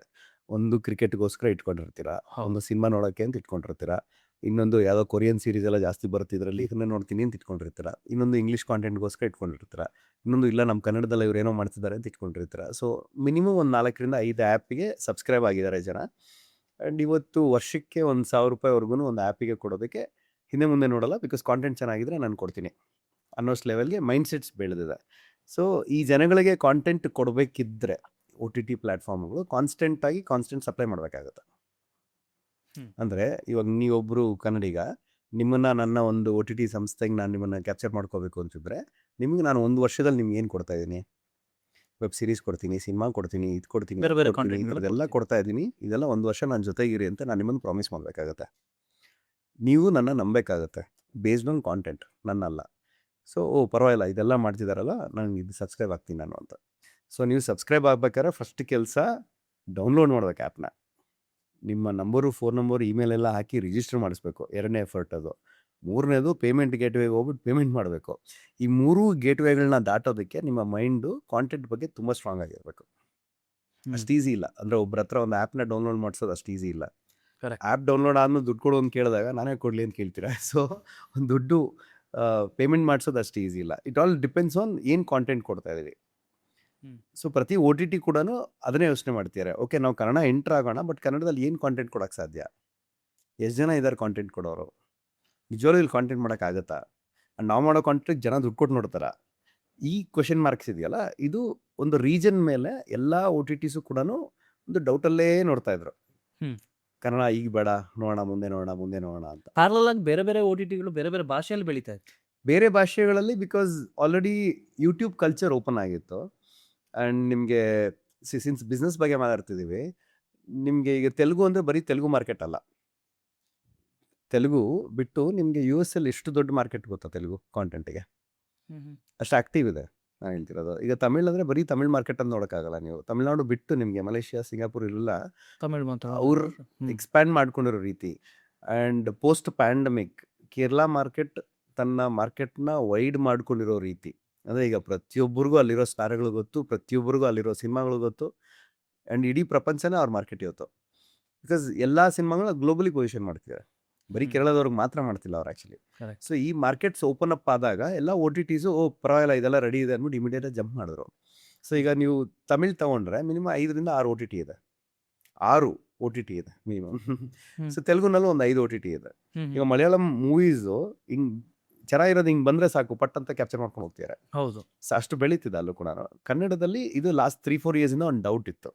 ಸೊ ಈಗ 2021 ಈಸ್ ಒನ್ ರಾಘವೇಂದ್ರ ಹುಣಸೂರ್ ಅವರು ಇಲ್ಲ ಇಲ್ಲೇನೋ ಮಾಡೋಣ ಬಾ ಅಂತ ನಾವು ಅವರು ಸೇರಿದ್ದು. ಇನ್ಫ್ಯಾಕ್ಟ್ ಅವ್ರಿಗೆ ಕರೆದಿದ್ದು, ಇಲ್ಲ ನಿಮ್ಮದು ಜರ್ನಿ ನೋಡ್ತಾ ಇದ್ದೀನಿ, ಅಲ್ಲೇನೋ ಮಾಡೋಕ್ಕೆ ಟ್ರೈ ಮಾಡಿದೆ, ಸೊ ಬಾ ಇಲ್ಲೇನಾರು ಮಾಡೋಣ ಅಂತೇಳಿ ಹಾಗೆ ಸಿಕ್ಕಿದ್ದು. ನಾವು ಸಿಕ್ಕಿ ಮಾತಾಡಿದಾಗಲೂ ಕೂಡ ಇಲ್ಲೇನು ಮಾಡ್ಬೋದು ಅನ್ನೋ ಸ್ಟ್ರಾಟಜಿ ಅದು ಇದು ಎಲ್ಲ ಡಿಸ್ಕಸ್ ಮಾಡ್ತಾ ಇದ್ವಿ. ಅವಾಗ ಸೋನಿ ಝೀದು ಮರ್ಜರ್ ಆಗಬೇಕಿತ್ತು. ಸೊ ಆ ಮರ್ಜರ್ 1 ವರ್ಷ ಏನೋ ಟೈಮ್ ತೊಗೊಳ್ತಾ ಇತ್ತು. ಸೊ ನಾನು ಸುಮ್ಮನೆ ಕೂತೀನಲ್ಲ ಅಲ್ಲಿ ಅಂತ ಹೇಳಿ ಒಂದು ಸಿನಿಮಾ ಏನೋ ಬರೆದಿದ್ದೆ. ಆಚೆ ಬಂದು ಒಂದು ಸಿನಿಮಾ ಮಾಡಿದೆ, ಮರ್ಯಾದೆ ಪ್ರಶ್ನೆ ಅಂತ. ಸೊ ಅದಾದ್ಮೇಲೆ ಈ ತುಂಬ ಸೀರಿಯಸ್ ಆಗಿ ಈ ಜರ್ನಿ ಶುರು ಆಗ್ತದೆ ಬಾ ಅಂತ ವಾಪಸ್ ಕರೆದ್ರು. ಅವಾಗ ಸಿನಿಮಾ ಮುಗಿಸಿ ಇಮಿಡಿಯೇಟ್ ಇಲ್ಲಿ ಬಂದಿತ್ತು. ಅದೇ ಟೈಮ್ಗೆ ಲಕ್ಕೀಲಿ ಅವರು ನ್ಯಾಷನಲ್ ಹೆಡ್ ಆಗಿ ಇವತ್ತು ಕೂತಿದ್ದಾರೆ. ರವೀಂದ್ರ ಹುಣಸೂರು ಎಂಟೈರ್ ಝೀ ಸಂಸ್ಥೆಗೆ ಹೆಡ್. ಅಂದರೆ ZEE5, ಝೀ ಸ್ಟುಡಿಯೋ, ನಿಮಗೆ ಝೀ ಎಲ್ಲ ಟೆಲಿವಿಷನ್ಸ್ ಎಲ್ಲದಕ್ಕೂ ಕೂಡ ಒಂದು ಹೆಡ್ ಈಗ. ಸೊ ನಮ್ಮವರು ಅಲ್ಲಿ ಕೂತಾಗ ಅದು ತುಂಬ ದೊಡ್ಡ ಅಡ್ವಾಂಟೇಜ್ ಆಗುತ್ತೆ ಇಲ್ಲಿ ಏನಾದ್ರು ಇಮಿಡಿಯೇಟ್ ಶುರು ಮಾಡ್ಸೋಕ್ಕೆ. ಕರೆಕ್ಟ್. ಆ ವಿಷನ್ ಡೆಫಿನೆಟ್ಲಿ ಅವ್ರಿಗೂ ತುಂಬ ವರ್ಷಗಳಿಂದ ಇದೇನೋ ಮಾಡೋಣ ಅನ್ನೋದಿತ್ತು. ಕರೆಕ್ಟಾಗಿ ಅದ್ರೇನೋ ಮಾಡೋಕ್ಕೆ ನಾನು ಸಿಗಾಕೊಂಡೆ ಈ ಕಡೆಗೆ. ಸೊ ಮಾಡೋಣ ಅಂತೆಲ್ಲ ಶುರು ಹಚ್ಕೊಂಡಾಗ is when we started off saying that okay first ಇಯರ್ಗೆ ಇಷ್ಟು ವೆಬ್ ಸೀರೀಸ್ ಮಾಡೋಣ, ನೆಕ್ಸ್ಟ್ ಇಯರ್ ಹಿಂಗೇನೋ ಮಾಡೋಣ. ಸೊ ಈ ಒಂದು 2-3 ವರ್ಷದ ಪ್ಲಾನಿಂಗ್ ಅನ್ನು ನಡೀತಾ ಇದೀವಿ. ಶುರು ಆಗಿದೆ ಜರ್ನಿ. ಈಗ ಶುರು ಆದಾಗ ಕಾಣಿಸ್ತಿರೋದು ಮಾರ್ಕೆಟ್ ರೆಡಿ ಇದೆಯಾ ಅಂತ. ಅಂದರೆ ಬೇರೆಯವರೆಲ್ಲ ಇನ್ನೂ ಯೋಚನೆ ಮಾಡ್ಕೊಂಡೇ ಇದ್ದಾರೆ ಎಲ್ಲ ಬಿಡುವ ಕನ್ನಡಕ್ಕೆ ಅಂತ. ನಾವು ಬಂದುಬಿಟ್ಟಿದ್ದೀವಿ, ಬಂದು ಆಲ್ರೆಡಿ ಆ್ಯಕ್ಟಿವೇಟ್ ಮಾಡಿದ್ದೀವಿ. ಆ್ಯಕ್ಟಿವೇಟ್ ಮಾಡಿ ಒಂದಷ್ಟು ಪ್ರಾಜೆಕ್ಟ್ಸು ಮಾಡಿದ್ದೀವಿ. ಸತ್ಯ ಹೇಳ್ತೀನಿ, ಆಡಿಯನ್ಸ್ ಓಪನ್ ಇದ್ದಾರೆ. ತುಂಬ ದೊಡ್ಡ ಸ್ಪೇಸ್ ಇದೆ ಇಲ್ಲಿ. ಆ್ಯಂಡ್ ಆಡಿಯನ್ಸ್ಗೆ ಇವತ್ತು ಮನೇಲಿ ಕೂತು ಅವ್ರ ಕಂಫರ್ಟ್ನಲ್ಲಿ ಒಂದು ಒಳ್ಳೆ ಪ್ರಾಜೆಕ್ಟು ಅವರ ಮೊಬೈಲ್ ಫೋನ್ಗೆ, ಅವರ ಸ್ಮಾರ್ಟ್ ಟಿವಿಗೆ ಬರುತ್ತೆ ಅಂತ ಹೇಳಿದ್ರೆ ನೋಡ್ಲಿಕ್ಕೆ ಓಪನ್ ಇದ್ದಾರೆ, ದುಡ್ಡು ಕೊಡ್ಲಿಕ್ಕೂ ರೆಡಿ ಇದ್ದಾರೆ. Just that as an industry ಎಷ್ಟು ಕತೆಗಳ ಜೊತೆಗೆ ಎಷ್ಟು ಒಳ್ಳೆ ನರೇಟಿವ್ಸ್ ಜೊತೆಗೆ ನಾವು ಅವ್ರನ್ನ ತಲುಪ್ತೀವಿ ಅನ್ನೋದ್ರ ಮೇಲೆ ಇದೆ. ಸಿನ್ಸ್ ಈಗ ನಾವು ಬಂದಿರೋದ್ರಿಂದ ಫಾರ್ ಶ್ಯೂರ್ ನಮ್ಮ ಅಕ್ಕಪಕ್ಕ competition wise probably next year start ಆದರೂ ಆಗುತ್ತೆ. ಸೊ ಇಮ್ಯಾಜಿನ್ ನೆಕ್ಸ್ಟ್ 3 ಇಯರ್ಸ್ನಲ್ಲಿ ಒಂದು 3 ಒ ಟಿ ಟಿ ಇರುತ್ತೆ ಕನ್ನಡಕ್ಕೆ. ಸೊ ಒಬ್ಬೊಬ್ರಿಗೂ ಮಿನಿಮಮ್ ಅಂದ್ರೆ ಒಂದು 10 ಪ್ರಾಜೆಕ್ಟ್ ಬೇಕಾಗುತ್ತೆ ಮಿನಿಮಮ್. ಸೊ ವರ್ಷಕ್ಕೆ ನಿಮಗೆ 30 ಡಿಜಿಟಲ್ ಪ್ರಾಜೆಕ್ಟ್ಸ್ ಮಾಡೋಷ್ಟು ಕೆಪಾಸಿಟಿ ನಮ್ಮಲ್ಲಿ ಇದೆಯಾ? ವರ್ಷಕ್ಕೊಂದು 25-30 ವೆಬ್ ಸೀರೀಸ್ ಮಾಡೋಷ್ಟು ಮೇಕರ್ಗಳು ನಮ್ಮಲ್ಲಿದ್ದಾರ? ಇದನ್ನ ಅರ್ಥ ಮಾಡ್ಕೊಂಡಿರೋ ಪ್ರೊಡಕ್ಷನ್ ಹೌಸಸ್ ನಮ್ಮಲ್ಲಿದ್ದಾವ? ಸೊ ಇಲ್ಲಿಗೆ ರೆಡಿ ಆದರೆ as N industry I think automatically content supply ಆದಾಗ ಯಾವುದೇ ಒ ಟಿ ಟಿ ಆಗಲಿ ದುಡ್ಡು ಪಂಪ್ ಮಾಡ್ತಿರುತ್ತೆ. ಅದು ಇಲ್ಲಿರೋರಿಗೆ ರೊಟೇಷನ್ ಆಗುತ್ತೆ, ಇಲ್ಲಿರೋರಿಗೆ ಕೆಲಸ ಸಿಗುತ್ತೆ, ಇಲ್ಲಿರೋ ಆಡಿಯನ್ಸ್ಗೆ ಅದು ತುಂಬ ಆ್ಯಕ್ಟಿವ್ ಆಗಿ ಇಡ್ತೀವಿ. ಆಸ್ ಎ ರೀಸನ್ ಇದು ಬೆಳೆಯುತ್ತೆ. ನಮ್ಮ ಸ್ಟಾರ್ಟ್ ಸ್ಲೋ ಇದೆ, ಅಂದರೆ ತೆಲುಗು ತಮಿಳಿಗೆ ಕಂಪೇರ್ ಮಾಡಿದ್ರೆ ಸ್ಲೋ ಇದೆ, ಬಟ್ ಸ್ಟಾರ್ಟ್ ಆಗಿದೆ. ಓಕೆ, ಇದ್ರದ್ದು ಫಿನಾನ್ಷಿಯಲ್ಸ್ ಹೆಂಗ್ ವರ್ಕ್ ಆಗುತ್ತೆ ಅಂತ? ಈಗ ನಾನೇ ಒಬ್ಬ ಕಾಂಟೆಂಟ್ ಮಾಡ್ತೀನಿ ಅಂತ ಅನ್ಕೊಳ್ಳೋಣ, ನಾನು ಮಾಡಿರೋ ಕಾಂಟೆಂಟನ್ನು ಓ ಟಿ ಟಿಗೆ ಕೊಡಬೇಕು, ಇಲ್ಲ ಅದು ಹೇಗೆ? ಇಲ್ಲ, ನೀವು ಮಾಡಿರೋ ಕಾಂಟೆಂಟ್ನ ಓ ಟಿ ಟಿಗೆ ನಾವು ತೊಗೊಳಲ್ಲ, ವೆಬ್ ಹಾ. ಸೀರೀಸ್ ಆದರೆ. ಓಕೆ. ಸೊ 2 ವಿಷಯ ಇದೆ. ಒಂದು ಅಕ್ವಿಸಿಷನ್ ಅಂತ ಕರಿತೀವಿ, ಇನ್ನೊಂದು ಕಮಿಷನಿಂಗ್ ಅಂತ ಕರಿತೀವಿ. ಅಕ್ವಿಸಿಷನ್ ಅಂತ ಹೇಳಿದ್ರೆ ನೀವು ಆಲ್ರೆಡಿ ಮಾಡಿರೋಂಥ ಕಾಂಟೆಂಟ್ನ ನಾನು ಪರ್ಚೇಸ್ ಮಾಡ್ತೀನಿ. ಅದು Okay. ಸಿನಿಮಾಗಳು. ಹ್ಮ್. ಅದು ಸಿನಿಮಾಗಳು ನೀವು ಮಾಡಿ ಥಿಯೇಟ್ರಿಗೆ ಬಿಟ್ಟು ಅದು ಸಕ್ಸಸ್ಫುಲ್ ಆಗಿ ಜನ ಇಷ್ಟಪಡ್ತಿದ್ದಾರೆ ಅಂತ ಗೊತ್ತಾದ್ಮೇಲೆ ಮಾತ್ರ ಅದ್ರ ಮೇಲೆ ಇನ್ವೆಸ್ಟ್ ಮಾಡ್ತೀವಿ. ಅದು ಅಕ್ವಿಸಿಷನ್ ಅಂತ ಬರುತ್ತೆ. ಹ್ಮ್. ಕಮಿಷನಿಂಗ್ ಅಂತ ಹೇಳಿದ್ರೆ ಕತೆ ಕೇಳ್ತೀವಿ ಫಸ್ಟ್. ಕತೆ ಕೇಳಿ ನಮ್ಮ ನೀಡ್ಸ್ಗೆ ಅದು ಓಕೆ ಆಗುತ್ತೆ, ವರ್ಕ್ ಆಗ್ತಿದೆ ಅಂತ ಗೊತ್ತಾದ್ಮೇಲೆ ಅದಕ್ಕೊಂದು ಬಜೆಟ್ ಫಿಕ್ಸ್ ಮಾಡಿ ನಾವು ಆಮೇಲೆ ನಿಮ್ಮನ್ನ ಗ್ರೌಂಡಿಗೆ ಕಳಿಸ್ತೀವಿ. ಇದು ಓಕೆ ಆಗಿದೆ, ಮಾಡ್ಕೊಂಬನ್ನಿ ಅಂತ. ಓಹೋ. ಈಗ ನಾನೊಂದು ಮಾಡಿ ನಿಮ್ಮದು ತೋರಿಸಿದ್ರೆ ಅದು ಓಕೆ ಆಗುತ್ತೆ ಅಂತಿಲ್ಲ, ನೀವು ವೆಬ್ ಸೀರೀಸ್ ಪರ್ಚೇಸ್ ಮಾಡಲ್ಲ, ಹಾ. ಸಿನಿಮಾ ಮಾತ್ರ ಪರ್ಚೇಸ್ ಆಗೋದು. ಓಕೆ. ಹ್ಮ್. ಈಗ ಸಿನಿಮಾ ಅಂತ ಬಂದಾಗಲೂ ಕೆಲವು ಸಿನಿಮಾಗಳು ಥಿಯೇಟರ್ ಅಲ್ಲಿ ರಿಲೀಸ್ ಆದ್ಮೇಲೆ ನೀವು ಪರ್ಚೇಸ್ ಮಾಡ್ತೀರಾ, ಹ್ಮ್. ಇನ್ನು ಕೆಲವು ಇನ್ನೂ ರಿಲೀಸ್ ಆಗೋದಿದೆ, ಹ್ಮ್. ಇವಾಗಲೇ ಬಿಡ್ ಮಾಡ್ತಾರೆ, ಅದಕ್ಕೆ ಹ್ಮ್. ಬೆಟ್ ಮಾಡ್ತಾರೆ, ಅದೇ ಹೇಗೆ ಅಂತ ಅದನ್ನ ಹೇಗೆ ವ್ಯಾಲ್ಯೂ ಮಾಡೋದು? ಈ ಫುಲ್ ಬಿಸ್ನೆಸ್ ಮಾತಾಡೋಣ. ಹಾ. ಬಿಸ್ನೆಸ್ ಬಗ್ಗೆ ಇರೋದ್ರಿಂದ ಇವಾಗ ಹೆಂಗೆ ಟೆಲಿವಿಷನ್ಗೆ ಸೇಲ್ಸಿಂದ ಒಂದು ದುಡ್ಡು ಬರುತ್ತೆ, ಹ್ಮ್. Advertisements, sponsorship. ಇವಾಗ ನಿಮ್ಗೆ ನೋಡಿರ್ತಾರೆ ಎಲ್ಲ ಲೋಗೋಸ್ ಎಲ್ಲ ಬರುತ್ತೆ, brought you by, powered by, ಟಕ್ ಟಕ್ ಟಕ್ ಟಕ್ ಅಂತ ಇವೆಲ್ಲ ಬರುತ್ತಲ್ಲ. ಸೊ ಅದ್ರ ಕಡೆಯಿಂದನೇ ರೆವಿನ್ಯೂ ಇರುತ್ತೆ. That's only revenue. ಟೆಲಿವಿಷನ್ಗೆ ಬೇರೆ ಕಡೆಯಿಂದ ರೆವಿನ್ಯೂ ಕಷ್ಟ. ಹೌದು. ಒ ಟಿ ಟಿಗಳಿಂದ ರೆವಿನ್ಯೂ ಬರುತ್ತೆ, ಜನ ಸಬ್ಸ್ಕ್ರೈಬ್ ಮಾಡ್ಕೋಬೇಕು, ಸಬ್ಸ್ಕ್ರೈಬ್ ಅಲ್ಲಿಂದ ಆಗಬೇಕಲ್ಲ, ದುಡ್ಡು. ಅದೊಂದೇ ಜನ ಸಬ್ಸ್ಕ್ರೈಬ್ ಆಗಿ ದುಡ್ಡು ಕೊಟ್ಟರೆ ಮಾತ್ರ ರೆವೆನ್ಯೂ ಬರುತ್ತೆ. ಇವಾಗ ನಾನು ಯಾವುದೋ ಸಿನಿಮಾನ ರ್ಯಾಂಡಮ್ ಆಗಿ ಹಾಕ್ಬಿಟ್ಟು ಜನಕ್ಕೆ ದುಡ್ಡು ಕೊಡಿ ಅಂತ ಹೇಳಿದ್ರೆ ಯಾಕೆ ಕೊಡ್ತಾರೆ? ಕೊಡಲ್ಲ. ಸೊ ಒಂದು ಸಿನಿಮಾ ತಗೋಬೇಕಾದ್ರೆ ಅಥವಾ ಆ ಆ ಪ್ರಾಪರ್ಟಿ, ಅಂದರೆ ನಾನು ಅದನ್ನು IP ಅಂತಲೇ ಕರಿತೀನಿ, ಹ್ಮ್. ಅದು ಪಾರ್ಟ್ 1, ಪಾರ್ಟ್ 2, ಪಾರ್ಟ್ 3 ಅವ್ರು ಏನು ಬೇಕಾದ್ರೂ ಆಗಿರಲಿ, ಪಾರ್ಟ್ 1 ಹಿಟ್ ಆಗಿರುತ್ತೆ, ಪಾರ್ಟ್ 2 ಬಗ್ಗೆ ಒಂದು ನಿರೀಕ್ಷೆ ಇರುತ್ತೆ, ಇದಾಗಬಹುದು ಅಂತ. ಸೊ ಸೋಷಿಯಲ್ ಮೀಡಿಯಾದಲ್ಲಿ ಅದ್ರ ಬಗ್ಗೆ ಏನು ಬಸ್ ಇದೆ, ಎಷ್ಟು ಜನ ಅದ್ರ ಬಗ್ಗೆ ಮಾತಾಡ್ತಿದ್ದಾರೆ, ಆ್ಯಂಡ್ ಆ ಸಿನಿಮಾ ರಿಲೀಸ್ಗೆ ಹತ್ರ ಬಂದಾಗ ಎಷ್ಟು ಜನ ಅದ್ರ ಬಗ್ಗೆ ಎಕ್ಸೈಟ್ ಆಗಿದ್ದಾರೆ. ಸೊ ಇದು ಎಲ್ಲ ಕೂಡ ಸ್ಟಡಿ ಆಗುತ್ತೆ. Okay. ಅದಕ್ಕೆ ಅಂತಾನೆ ಡೆಡಿಕೇಟೆಡ್ ಟೀಮ್ಸ್ ಇದೆ, ಡಿಜಿಟಲ್ ಮಾರ್ಕೆಟಿಂಗ್ದು, ಸೋಷಿಯಲ್ ಮೀಡಿಯಾ ತುಂಬ ಹತ್ತಿರದಿಂದ ನೋಡ್ತಿರೋರು ಇರ್ತಾರೆ.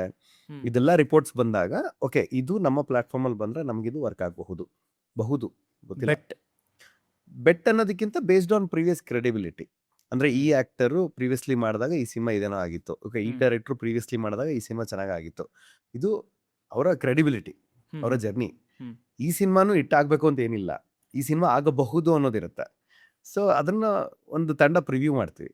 ಅದು ಮಾರ್ಕೆಟಿಂಗ್ ಆ್ಯಂಗಲಿಂದ ನೋಡ್ತೀವಿ, OTT ಆ್ಯಂಗಲಿಂದ ನೋಡ್ತೀವಿ, TV ಆ್ಯಂಗಲಿಂದ ನೋಡ್ತೀವಿ. ಎಲ್ಲರಿಗೂ ಅವ್ರವ್ರದ್ದೇ ಆದಂಥ ರಿಪೋರ್ಟ್ಸ್ ಕೊಟ್ಟಾಗ ಇದು ಆ್ಯಸ್ ಎ ಸಂಸ್ಥೆಗೆ ವರ್ಕ್ ಆಗುತ್ತೆ ಅಂದಾಗ ಮಾತ್ರ ಅದ್ರ ಮೇಲೆ ಇನ್ವೆಸ್ಟ್ ಮಾಡ್ತೀವಿ. ತುಂಬ ಸಿಂಪಲ್ ಆಗಿ ಹೇಳಬೇಕು ಅಂದ್ರೆ ನಾನೀಗ ಒಂದು ₹100 ಸಬ್ಸ್ಕ್ರೈಬ್ ಆದೆ, ₹100 ಅಂತಲೇ ಅನ್ಕೊಳ್ಳೋಣ ಮಿನಿಮಮ್. ಅದರಲ್ಲಿ ಈಗ ಪ್ಲಾಟ್ಫಾರ್ಮ್ಗೆ ಎಷ್ಟು ಹೋಗುತ್ತೆ, ಅಥವಾ ಸಿನಿಮಾ ಮಾಡೋದು ನೀವೇನು ಪರ್ಚೇಸ್ ಮಾಡಿರ್ತೀರಲ್ಲ ಅವ್ರಿಗೆ ಎಷ್ಟು ಹೋಗುತ್ತೆ, ಆ ಥರ ಏನಾದರೂ ಕ್ಯಾಲ್ಕುಲೇಷನ್ಸ್ ಇದೆಯಾ? ಇಲ್ಲ, ಅಂದರೆ ನೀವು ಹೇಳ್ತಿರೋ ಫ್ಯಾಕ್ಟ್ರಲ್ಲಿ ಎರಡಿದೆ. ಅಂದರೆ ನಾವು ಸಿನಿಮಾ ಪರ್ಚೇಸ್ ಮಾಡಿದಾಗ ಹಾಂ. ಕಂಪ್ಲೀಟ್ IP ಪರ್ಚೇಸ್ ಮಾಡ್ತೀವಿ. ಹಾಂ. ಅಂದರೆ ನಿಮ್ಮ ಏನೇನೆಲ್ಲ ರೈಟ್ಸ್ ಇದೆಯಲ್ಲ ಅದೆಲ್ಲ ಪರ್ಚೇಸ್ ಮಾಡ್ತೀವಿ. ಸೊ ಪರ್ಚೇಸ್ ಆಗಿ ನಿಮ್ಗೊಂದು ಅಮೌಂಟನ್ನು ಪ್ರಾಮಿಸ್ ಆದಮೇಲೆ ನಿಮ್ಮ ಮಿಕ್ಕಿದೇನು ಬರಲ್ಲ ಪರ್ಚೇಸ್ ಆದರೆ. ಹ್ಮ್. ಇನ್ನೊಂದು ಮಾಡೆಲ್ ಬಂದು ಪೇಪರ್ ಆರ್ ಅಂತ ಕರಿತೀವಿ, ಅಂದರೆ ಸ್ಟ್ರೀಮಿಂಗ್ ಮಿನಿಟ್ಸ್ ಅಂತ ಕರಿತೀವಿ. ಈಗ ಒಂದು ಹಿಂಗೆ ಎಕ್ಸ್ಪ್ಲೇನ್ ಮಾಡಲಿ ನಿಮಗೆ, ಯೋಚನೆ ಮಾಡ್ತಾ ಇದ್ದೀನಿ. ಈ ಒಂದು ಸಿನಿಮಾ ನೀವೊಂದು 20 ನಿಮಿಷ ನೋಡಿರ್ತೀರಾ, ಅವರೊಂದು 10 ನಿಮಿಷ ನೋಡಿರ್ತಾರೆ, ಅವರೊಂದು 15 ನಿಮಿಷ ನೋಡಿರ್ತಾರೆ, ನಾವೊಂದು 20 ನಿಮಿಷ ನೋಡಿರ್ತೀನಿ. ಎಲ್ಲ ಸೇರಿಸಿದ್ರೆ ಒಂದು ಇಷ್ಟು ಮಿನಿಟ್ಸ್ ಇದನ್ನ ನೋಡಿದ್ದಾರೆ ಜನ ಅನ್ನೋದು ಬರುತ್ತಲ್ಲ. ಎವ್ರಿ 60 ನಿಮಿಷಕ್ಕೆ ಒಂದು ಪ್ರೈಸ್ ಇರುತ್ತೆ ಓಕೆ. ಸ್ಟ್ರೀಮಿಂಗ್ ಮಿನಿಟ್ಸ್ಗೆ. ಅಂದರೆ ಒಬ್ಬರೇ ನೋಡಬೇಕು ಅಂತನೂ ಇಲ್ಲ, ಎಲ್ಲರೂ ಸೇರಿಸಿ ಒಂದು ಟೋಟಲ್ ಆಗಿ ಎಷ್ಟು, ಈಗ Total ವಾಚ್ ಆಗಿ- ಅವರ್ಸ್ ಅಂತ ನಾವು ಯೂಟ್ಯೂಬಲ್ಲಿ ಕರಿತೀವಿ, ಆ ವಾಚ್ ಥರದ್ದು. ಅವರ್ಸ್ ಎಕ್ಸಾಕ್ಟ್ಲಿ ಅದೇ Okay. ಥರನೇ ಮಿನಿಟ್ಸಲ್ಲಿ ಕ್ಯಾಲ್ಕುಲೇಟ್ ಮಾಡ್ತಿದ್ದೀವಿ. ಇಷ್ಟು ಮಿನಿಟ್ಸು, ಅದರಲ್ಲಿ ಎವ್ರಿ 60 ಮಿನಿಟ್ಸಿಗೆ ಬೇಸಿಕ್ಲಿ ಒಂದು ರೇಟ್ ಕಾರ್ಡ್ ಇರುತ್ತೆ. Oh. ಅದೊಂದು ₹6, ₹8, ₹4, ₹5, ಒಂದೊಂದು ಸಂಸ್ಥೆದು ಒಂದೊಂದು ಥರ ಇದೆ. ಹ್ಮ್. ಆ ಥರದ್ದು ಮಾಡಲಲ್ಲಿ ಒಂದು ಸಿನಿಮಾ ಓಕೆ ಆದಾಗ ಪ್ಲ್ಯಾಟ್ಫಾರ್ಮ್ಗೆ ಹೋಗುತ್ತೆ, ಬೇಸ್ಡ್ ಆನ್ ಏನು ಡೇಟಾ ಇದೆ ಅದು ಪ್ರೊಡ್ಯೂಸರ್ಗೆ ಪೇಮೆಂಟ್ ಹತ್ರ ಹೋಗುತ್ತೆ. ಎಷ್ಟು ಜನ ನೋಡಿದ್ದಾರೆ into what ever is the promise ಅವ್ರಿಗೆ ಅಷ್ಟು ಹೋಗುತ್ತೆ. ಓಕೆ. ಈಗ ನಾನು ನಾಳೆ ಬಂದು OTT ಕೆಲಸ ಮಾಡಬೇಕು ಅಂತ ಹೇಳಿದ್ರೆ ಏನು ಓಪನಿಂಗ್ಸ್ ಇರ್ತವೆ ಅಲ್ಲಿ ಅಂತ, ಅದು ಏನು ಮಾಡಬಹುದು? ಫಸ್ಟು ಬಾಗಿಲು ಓಪನ್ ಆಗಿರುತ್ತೆ ಆಯ್ತಾ. OTTನಲ್ಲಿ ಹೇಗೇನು ಅದನ್ನೇ ಅದ್ರ ದೊಡ್ಡ ಸಮುದ್ರ. ಹ್ಮ್. ಒ ಟಿ ಟಿನಲ್ಲಿ ಏನು ಸ್ಪೆಸಿಫಿಕ್ ಆಗಿ ಈ ಹ್ಮ್. ಒ ಟಿ ಟಿ ಅನ್ನೋದು ಒಂದು ಜನರಿಕ್ ವರ್ಡ್. ಇವಾಗ ಒಂದು 8ರಿಂದ 10 ಡಿಪಾರ್ಟ್ಮೆಂಟ್ ಕೆಲಸ ಮಾಡ್ತಾರೆ. ಒಂದು ಒ ಟಿ ಟಿನಲ್ಲಿ ನೀವು ಈಗ ಆ್ಯಪಲ್ಲಿ ನೀವೇನೋ ಒಂದು ನೋಡ್ತಾ ಇದ್ದೀರಾ ಅಂತ ಹೇಳಿದ್ರೆ ಅದು ನಿಮ್ಗೆ ಅಷ್ಟೇ ಕಾಣಿಸ್ತಿರೋವಂಥದ್ದು. ಹ್ಮ್. ಅದನ್ನು ಬರೆಯೋವಂಥ ಟೀಮ್ ಬೇರೆ, ಒಂದು ಕಾಂಟೆಂಟ್, ಒಂದು ವೆಬ್ ಸೀರೀಸ್ ಅಂತ ತಗೋಣ. ಬೇಸಿಕ್ಲಿ ಒಂದು ವೆಬ್ ಸೀರೀಸ್ನ ಬರೆದು ಫೈನಲೈಸ್ ಮಾಡೋವಂಥ ಟೀಮ್ ಬೇರೆ, ಅದನ್ನು ಕಮಿಷನ್ ಮಾಡಿ ಪ್ರೊಡಕ್ಷನ್ ಮಾಡಿ ಎಕ್ಸಿಕ್ಯೂಟ್ ಮಾಡೋವಂಥ ಪ್ರೊಡ್ಯೂಸರ್ಸ್ ಬೇರೆ. ಅದು ನಮಗೆ ಸಿಕ್ಕಾದ್ಮೇಲೆ ಅದನ್ನು ಕ್ಯೂ ಸಿ ಮಾಡ್ತೀವಿ. ಕ್ಯೂ ಸಿ ತಂಡ ಬೇರೆ. ಕ್ಯೂ ಸಿ ಓಕೆ ಆದಮೇಲೆ ನಿಮಗೆ ಇಲ್ಲಿ ಲೀಗಲ್ ಟೀಮ್ ಬರುತ್ತೆ, ಕಾಂಟ್ರಾಕ್ಟ್ ಟೀಮ್ ಬರುತ್ತೆ, ಏನೋ ಈ ಥರದ್ದು ಕಮರ್ಷಿಯಲ್ಸ್ ಟೀಮ್ ಬರುತ್ತೆ, ಎಲ್ಲ ಟೀಮ್ಸು ಬೇರೆ. ಒಂದು ಓಕೆ ಆದಮೇಲೆ ಇದು ಪ್ಲ್ಯಾಟ್ಫಾರ್ಮ್ಗೆ ಹೋಗ್ಬೇಕಾದ್ರೆ ಪ್ಲ್ಯಾಟ್ಫಾರ್ಮ್ ಟೀಮ್ ಬೇರೆ. ಪ್ಲ್ಯಾಟ್ಫಾರ್ಮಲ್ಲಿ ಹೋಗಾದ್ಮೇಲೆ ಅದನ್ನು ಮಾರ್ಕೆಟಿಂಗ್ ಮಾಡೋ ಟೀಮ್ ಬೇರೆ. ವಿತಿನ್ ಮಾರ್ಕೆಟಿಂಗ್ ಅದು ಡಿಜಿಟಲ್ ಮಾರ್ಕೆಟಿಂಗ್, ಪರ್ಫಾರ್ಮೆನ್ಸ್ ಮಾರ್ಕೆಟಿಂಗ್, ಆ ಥರದ್ದು 1000 ಸ್ಟ್ರೀಮ್ಸ್ ಇದೆ ವಿತಿನ್ ಮಾರ್ಕೆಟಿಂಗ್ ಇದು. ಆ್ಯಂಡ್ ಅದು ಪ್ಲ್ಯಾಟ್ಫಾರ್ಮಲ್ಲಿ ಹೋಗಾದ್ಮೇಲೆ ಅದರದ್ದು ಅನಾಲಿಸಿಸು, ಸ್ಟಡಿ, ಇದು ರಿಪೋರ್ಟ್ಸ್ ತೆಗೆಯೋದು ಅದೆಲ್ಲ ಕೂಡ ಒಂದು ಟೀಮ್ ಬೇರೆ. ಸೊ ಎಷ್ಟೋ ನೂರಾರು ಜನ ಒಂದು ಒ ಟಿ ಟಿನಲ್ಲಿ ಕೆಲಸ ಮಾಡ್ತಿರ್ತಾರೆ. ಸೊ ವೆನಿಸೆ ನೀವು ಒ ಟಿ ಟಿಯಲ್ಲಿ ಬರಬೇಕು ಅಂತ ಹೇಳಿದ್ರೆ ಏನು ನೋಡ್ತೀರಾ ಅಂದರೆ ನೀವು ಬರೀಬೇಕು ಅಂತನಾ, ನೀವು ಎಕ್ಸಿಕ್ಯೂಟಿವ್ ಪ್ರೊಡ್ಯೂಸರ್ ಅಂತನಾ, ನೀವು ಪ್ರೊಡ್ಯೂಸರ್ ಅಂತನಾ, ಯಾವ ಆ್ಯಂಗಲಲ್ಲಿ ನೋಡ್ತೀರಾ ಅನ್ನೋದ್ರ ಮೇಲೆ ಹೋಗುತ್ತೆ. ಹ್ಮ್. ಹ್ಮ್. ಹ್ಮ್. ಬಟ್ ಇವಾಗ ರೈಟ್ ನಾವು ಒಂದಷ್ಟು ಪ್ರಾಜೆಕ್ಟ್ಸ್ನ ಎಕ್ಸಿಕ್ಯೂಟ್ ಮಾಡೋದಕ್ಕೆ ಇವಾಗ ನನ್ನ ಟೀಮ್ ಅಂತಿದೆಯಲ್ಲ, ಸೊ ನನ್ನ ಟೀಮ್ ಒಬ್ಬೊಬ್ಬರು ಒಂದು ಪ್ರಾಜೆಕ್ಟ್ ನೋಡ್ಕೊಳ್ತಾರೆ ಓಕೆ. ನಮಗೆ ಓವರ್ ಆಲ್ ಆಗಿ. ಸೊ ನಾವು ನೆಕ್ಸ್ಟ್ ಶೋಸ್ ಏನೇನೋ ಅದ್ರ ಮೇಲೆ ಲೈನಪ್ ಮಾಡ್ತಾ ಹೋಗ್ತಾ ಇರ್ತೀವಿ. ಹ್ಮ್. ಲೈನಪ್ ಆಗಿರೋ ಶೋಸ್ನ ಒಬ್ಬೊಬ್ಬರು ಅದಕ್ಕೆ ಓನರು ಓಡ್ತಾ ಇರ್ತಾರೆ. So hmm. End to end ಅಂದರೆ ರೈಟ್ ಫ್ರಮ್ ಸ್ಕ್ರಾಚಿಂದ ಹಿಡಿದು ಡೆಲಿವರಿವರೆಗೂ ಎಂಡ್ ಟು ಎಂಡ್ ಅವರ ಲೀಡರ್ಶಿಪ್ನಲ್ಲಿ ನಡೀತಾ ಇರುತ್ತೆ. ಹ್ಮ್. ಈಗ ನೀವು ಮೊದಲಿಂದನೂ ಕಾಂಟೆಂಟಲ್ಲಿ ಕೆಲಸ ಮಾಡ್ತಾ ಇರೋದ್ರಿಂದ ಆರ್ ಜೆ ಆಗಿದ್ರಿ, ಅದಾದಮೇಲೆ ಈಗ ಸಕ ಸ್ಟುಡಿಯೋ, ಅದಾದಮೇಲೆ ಒ ಟಿ ಟಿ. ಒಂದು ಕಡೆಯಿಂದ ಈ ನಮ್ದೇನು ಟೆಕ್ನಾಲಜಿ ಇದೆ ಅದು ಕೂಡ ಇವಾಲ್ವ್ ಆಗ್ತಾನೆ ಬರ್ತಾ ಇದೆ. ಇವಾಗ ನೋಡಿದ್ರೆ ಎ ಐ ಬಂದಿದೆ. ನಾನು ಅದೇ ಹೇಳಿದೆ, ಎವ್ರಿ 10 ವರ್ಷಕ್ಕೆ ಚೇಂಜ್ ಆಗುತ್ತೆ. ಹಾಂ, ಚೇಂಜ್ ಆಗ್ತಾನೆ ಇದೆ. ಸೊ ಏನು ಸವಾಲುಗಳಿದಾವೆ ಅಂತ? ಈಗ ಇವತ್ತು ಬಂದು ನಾನೆಲ್ಲ ಸವಾಲ್ ಏನು ಗೊತ್ತಾ, we are all in entertainment business. End of the day ಹಾ. ನಿಮಗೆ ಸ್ಟೋರಿ ಟೆಲ್ಲಿಂಗೇ ವರ್ಕ್ ಆಗೋದು. ಅಂದರೆ ಅವಾಗ ನಾಟಕದಲ್ಲಿ ಕತೆ ಹೇಳ್ತಿದ್ರು. ನಾಟಕದಲ್ಲೂ ಒಂದು 1000 ರೀತಿ ಬಂತು. ಬೀದಿ ನಾಟಕ, ಈ ನಾಟಕ ಅಂತೆಲ್ಲ ಬೇರೆ ರೀತಿ ಬಂತು. ಬಟ್ ನಾಟಕ was one of the platform. ಕೆಲವರು ಪುಸ್ತಕದಲ್ಲಿ ಕತೆ ಹೇಳಕ್ಕೆ ಶುರು ಮಾಡಿದ್ರು. ಆಮೇಲೆ ಅದಕ್ಕೆ ಧ್ವನಿ ಬಂತು. ಆಮೇಲೆ ರೇಡಿಯೋದಲ್ಲಿ ಕತೆ ಹೇಳ್ತಿದ್ವಿ. ಆಮೇಲೆ ಅದಕ್ಕೆ ವಿಜುವಲ್ ಬಂತು. ಟಿ ವಿಯಲ್ಲಿ ಕತೆ ಹೇಳ್ತಾ ಇದ್ವಿ. ಆಮೇಲೆ ಅದಕ್ಕೆ ಸೋಷಿಯಲ್ ಮೀಡಿಯಾ ಅಂದ್ಬಿಟ್ಟು ಇನ್ನೊಂದು ಆ್ಯಂಗಲ್ ಕೊಟ್ಬಿಟ್ಟು ಮೊಬೈಲ್ ಫೋನ್ಗೆ ಹೋಗೋ ಥರ ಆಯ್ತದು. Mobile is the biggest device ಇತ್ತು. ಕರೆಕ್ಟ್. ವಾಟ್ ನೆಕ್ಸ್ಟ್ ಅಂತ ಯೋಚನೆ ಮಾಡಿದ್ರೆ ಎ ಐ ಬಂದಿದೆ. ಸೊ ನಿಮಗೆ ಕಳೆದ 25-30 ವರ್ಷಗಳಲ್ಲಿ ಇಷ್ಟು ಚೇಂಜಸ್ ಆಗಿದೆ. ಸೊ ಎ ಐ ಬಂದರೂ ಕೂಡ ಎ ಐ ನಿಮಗೆ ಪ್ರೊಡಕ್ಟಿವಿಟಿ ಇನ್ಕ್ರೀಸ್ ಮಾಡ್ತದೆ. ಎ ಐ ಯಾವತ್ತೂ ನಿಮ್ಗೆ ಥ್ರೆಟ್ ಇರಲ್ಲ. ಅಂದರೆ ನಿಮ್ಗೆ ಆಲ್ರೆಡಿ ನೀವು ಮಾಡ್ತಿರೋ ಕೆಲಸದಲ್ಲಿ ಇವಾಗ ಇರೋ ಟೆಕ್ನಾಲಜಿನ ಹೆಂಗೆ ಉಪಯೋಗಿಸ್ತೀರಾ, ಬಳಸ್ತೀರಾ, ಅದು ನಿಮ್ಮ ಜಾಣತನ. ಲೈಕ್ ಇವಾಗ ನಾವಿಬ್ರು ಕೂತಿರೋ ತಮ್ಮನೇಲಿ ಮಾಡೋದಕ್ಕೆ ನೀವು ಎ ಐ ಉಪಯೋಗಿಸ್ಬೋದು. ಹೌದು. ಹಾಂ, ಮೊದಲಾದ್ರೆ ಕುತ್ಕೊಂಡು ಫೋಟೋಶಾಪಲ್ಲಿ ಎಷ್ಟೊಂದೆಲ್ಲ ತಲೆ ಕೆಡ್ಸ್ಕೊಂಡು ಏನೇನೋ ಮಾಡಬೇಕಿತ್ತು, ಟೆಕ್ಸ್ಟ್ ಹಾಕಬೇಕಿತ್ತು, ಇದು ಮಾಡಬೇಕಿತ್ತು. ಇವತ್ತು ಈಸಿ, 2 ಸೆಕೆಂಡಲ್ಲಿ ಪಟ್ಟಂದ್ರೆ ಒಂದು ತಮ್ಮನೇಲಿ ರೆಡಿ ಆಗುತ್ತೆ. ಹಾಂ, ಇವತ್ತೇನೋ ಕ್ಲೀನಪ್ ಮಾಡೋಕ್ಕೆ ಯೂಸ್ ಮಾಡ್ತಾರೆ. ಆಲ್ರೆಡಿ ಅವ್ರವ್ರ ಎಕ್ಸಿಸ್ಟಿಂಗ್ ಕ್ಯಾಟಗರಿಗಳಲ್ಲಿ, ನಾಟ್ ಜಸ್ಟ್ ಎಂಟರ್ಟೈನ್ಮೆಂಟ್ ಹೇಳ್ತೀರಿ, ಅವ್ರು ಡಾಕ್ಟರ್ಸ್ ಎ ಐ ಉಪಯೋಗಿಸ್ತಿದ್ದಾರೆ, ಕನ್ಸ್ಟ್ರಕ್ಷನಲ್ಲಿ ಎ ಐ ಉಪಯೋಗಿಸ್ತಿದ್ದಾರೆ. So A I is basically ನಿಮ್ಮ ಫೀಲ್ಡ್ನಲ್ಲಿ ನಿಮ್ಗೆ ಅದು ಹೆಂಗೆ ಹೆಲ್ಪ್ ಆಗುತ್ತೆ ಅನ್ನೋದನ್ನ ನೀವು ಡೀಪ್ ಸ್ಟಡಿ ಮಾಡಿದ್ರೆ ಏನು ಟೂಲ್ಸ್ ಇದೆ, ಇದೆಲ್ಲ ನನ್ನ ಲೈಫಿಗೆ ಹೆಂಗೆ ಹೆಲ್ಪ್ ಆಗುತ್ತೆ, ಅದನ್ನು ನೀವು ನೆಕ್ಸ್ಟ್ 2-3 ವರ್ಷಗಳಲ್ಲಿ ನೀವು ಅಪ್ಡೇಟ್ ಆಗಲಿಲ್ಲ ಅಂದರೆ ಇನ್ನೊಂದು 5 ವರ್ಷ ಆದಮೇಲೆ ನೀವು ಫುಲ್ ಅಪ್ಡೇಟ್ ಆಗ್ಬಿಡ್ತೀರ ಪಕ್ಕ. ಗೊತ್ತೇ ಆಗಲ್ಲ, ಅಯ್ಯೋ ಏನಿದು ಪ್ರಪಂಚ ಹಿಂಗೆ ಸಡನ್ನಾಗಿ ಚೇಂಜ್ ಆಗೋಯ್ತಾ ಅನ್ಸ್ಬಿಡುತ್ತೆ. ಅಲ್ಲ, ಒಂದು ಟೈಮ್ ಇತ್ತು, ಒಂದು ವರ್ಷದ ಹಿಂದೆ ಅಥವಾ 1-2 ವರ್ಷದ ಹಿಂದೆ ಎ ಇತ್ತ ಫಸ್ಟ್ ಬಂದಾಗ. ಲಾಸ್ಟ್ 3 ಇಯರ್ಸ್ನಲ್ಲಿ ಎ ಐ ಹೋಗ್ತಿರೋ ಸ್ಪೀಡು ಸ್ಕೇರಿ. ಹಾಂ, ಇನ್ ಕಾಂಟೆಂಟ್ ಆಲ್ಸೋ, ಕಾಂಟೆಂಟ್ ವರ್ಲ್ಡಲ್ಲೂ ಕೂಡ. ಅಂದರೆ ಇವತ್ತು ಎಕ್ಸಾಂಪಲ್ ಸಿ ಡ್ಯಾನ್ಸ್ ಅಂತೆಲ್ಲ ಏನು ಈಗ ಚೈನೀಸ್ ಕಂಪ್ನೀಸ್ ಎಲ್ಲ ಏನಿದೆ, ಇವತ್ತು ನಿಮಗೆ 4K resolution cinema quality with dub with music ನಿಮಗೆ ಫೈನಲ್ ಔಟ್ಪುಟ್ 4K ಕೊಡ್ತಾ ಇದೆ. ಅಂದರೆ ಮೊದಲು ಬರೀ 7 ಸೆಕೆಂಡ್ 8 ಸೆಕೆಂಡ್ ಜನ್ರೇಟ್ ಮಾಡ್ಬೋದಾಗಿತ್ತು. ಇವತ್ತು 30 ಸೆಕೆಂಡ್ವರೆಗೂ 1 ನಿಮಿಷದವರೆಗೂ ಜನ್ರೇಟ್ ಮಾಡ್ಬೋದು 4K ವಿಡಿಯೋಸು. ಸೊ ಯಾರೋ ಒಬ್ಬ ಮನೇಲಿ ಕೂತ್ಕೊಂಡು ಟೈಪ್ ಮಾಡೋದ್ರ ಮೂಲಕ ನೆಕ್ಸ್ಟ್ ಒಂದು ಸಿನಿಮಾ ಮಾಡ್ಬೋದು. ಅಂದರೆ ಪ್ರಪಂಚ ಆ ಕಡೆ ಹೊರಟಿದೆ. ಸೊ ನಿಮ್ಗೆ ಯಾವ ಆ್ಯಕ್ಟ್ರ್ ಬೇಕಿಲ್ಲ, ಯಾವ ಲೈಟ್ ಬಾಯ್ ಬೇಕಿಲ್ಲ, ಹೇಳ್ತಾರೆ ಯಾವ ಪ್ರೊಡಕ್ಷನ್ ಊಟನೂ ಬೇಕಿಲ್ಲ. ಎಷ್ಟೋ ಇದನ್ನು ದಾಟಿ ಮುಂದಕ್ಕೆ ಹೋಗ್ತಿದ್ದಾರೆ. ಸೊ ಅಪ್ಡೇಟ್ ಆದರೆ ಒಳ್ಳೇದು. ಅಂದರೆ ಇದರಿಂದ ಕೆಲಸ ಓಡುತ್ತೆ ಫಿಯರ್ ಅಂತಲ್ಲ, ಬಟ್ ಅಪ್ಡೇಟ್ ಆಗಿ. ಕರೆಕ್ಟ್. ಈಗ ನೆಕ್ಸ್ಟ್ ಫ್ಯೂಚರ್ ಏನು ಅಂತ ಸರ್? ಈಗ ಒ ಟಿ ಟಿ ಆಯಿತು, ನೆಕ್ಸ್ಟ್ ಒ ಟಿ ಟಿ ಆಗಿಲ್ಲ, ಇನ್ನೂ ಆಗ್ತಾ ಇದೆ.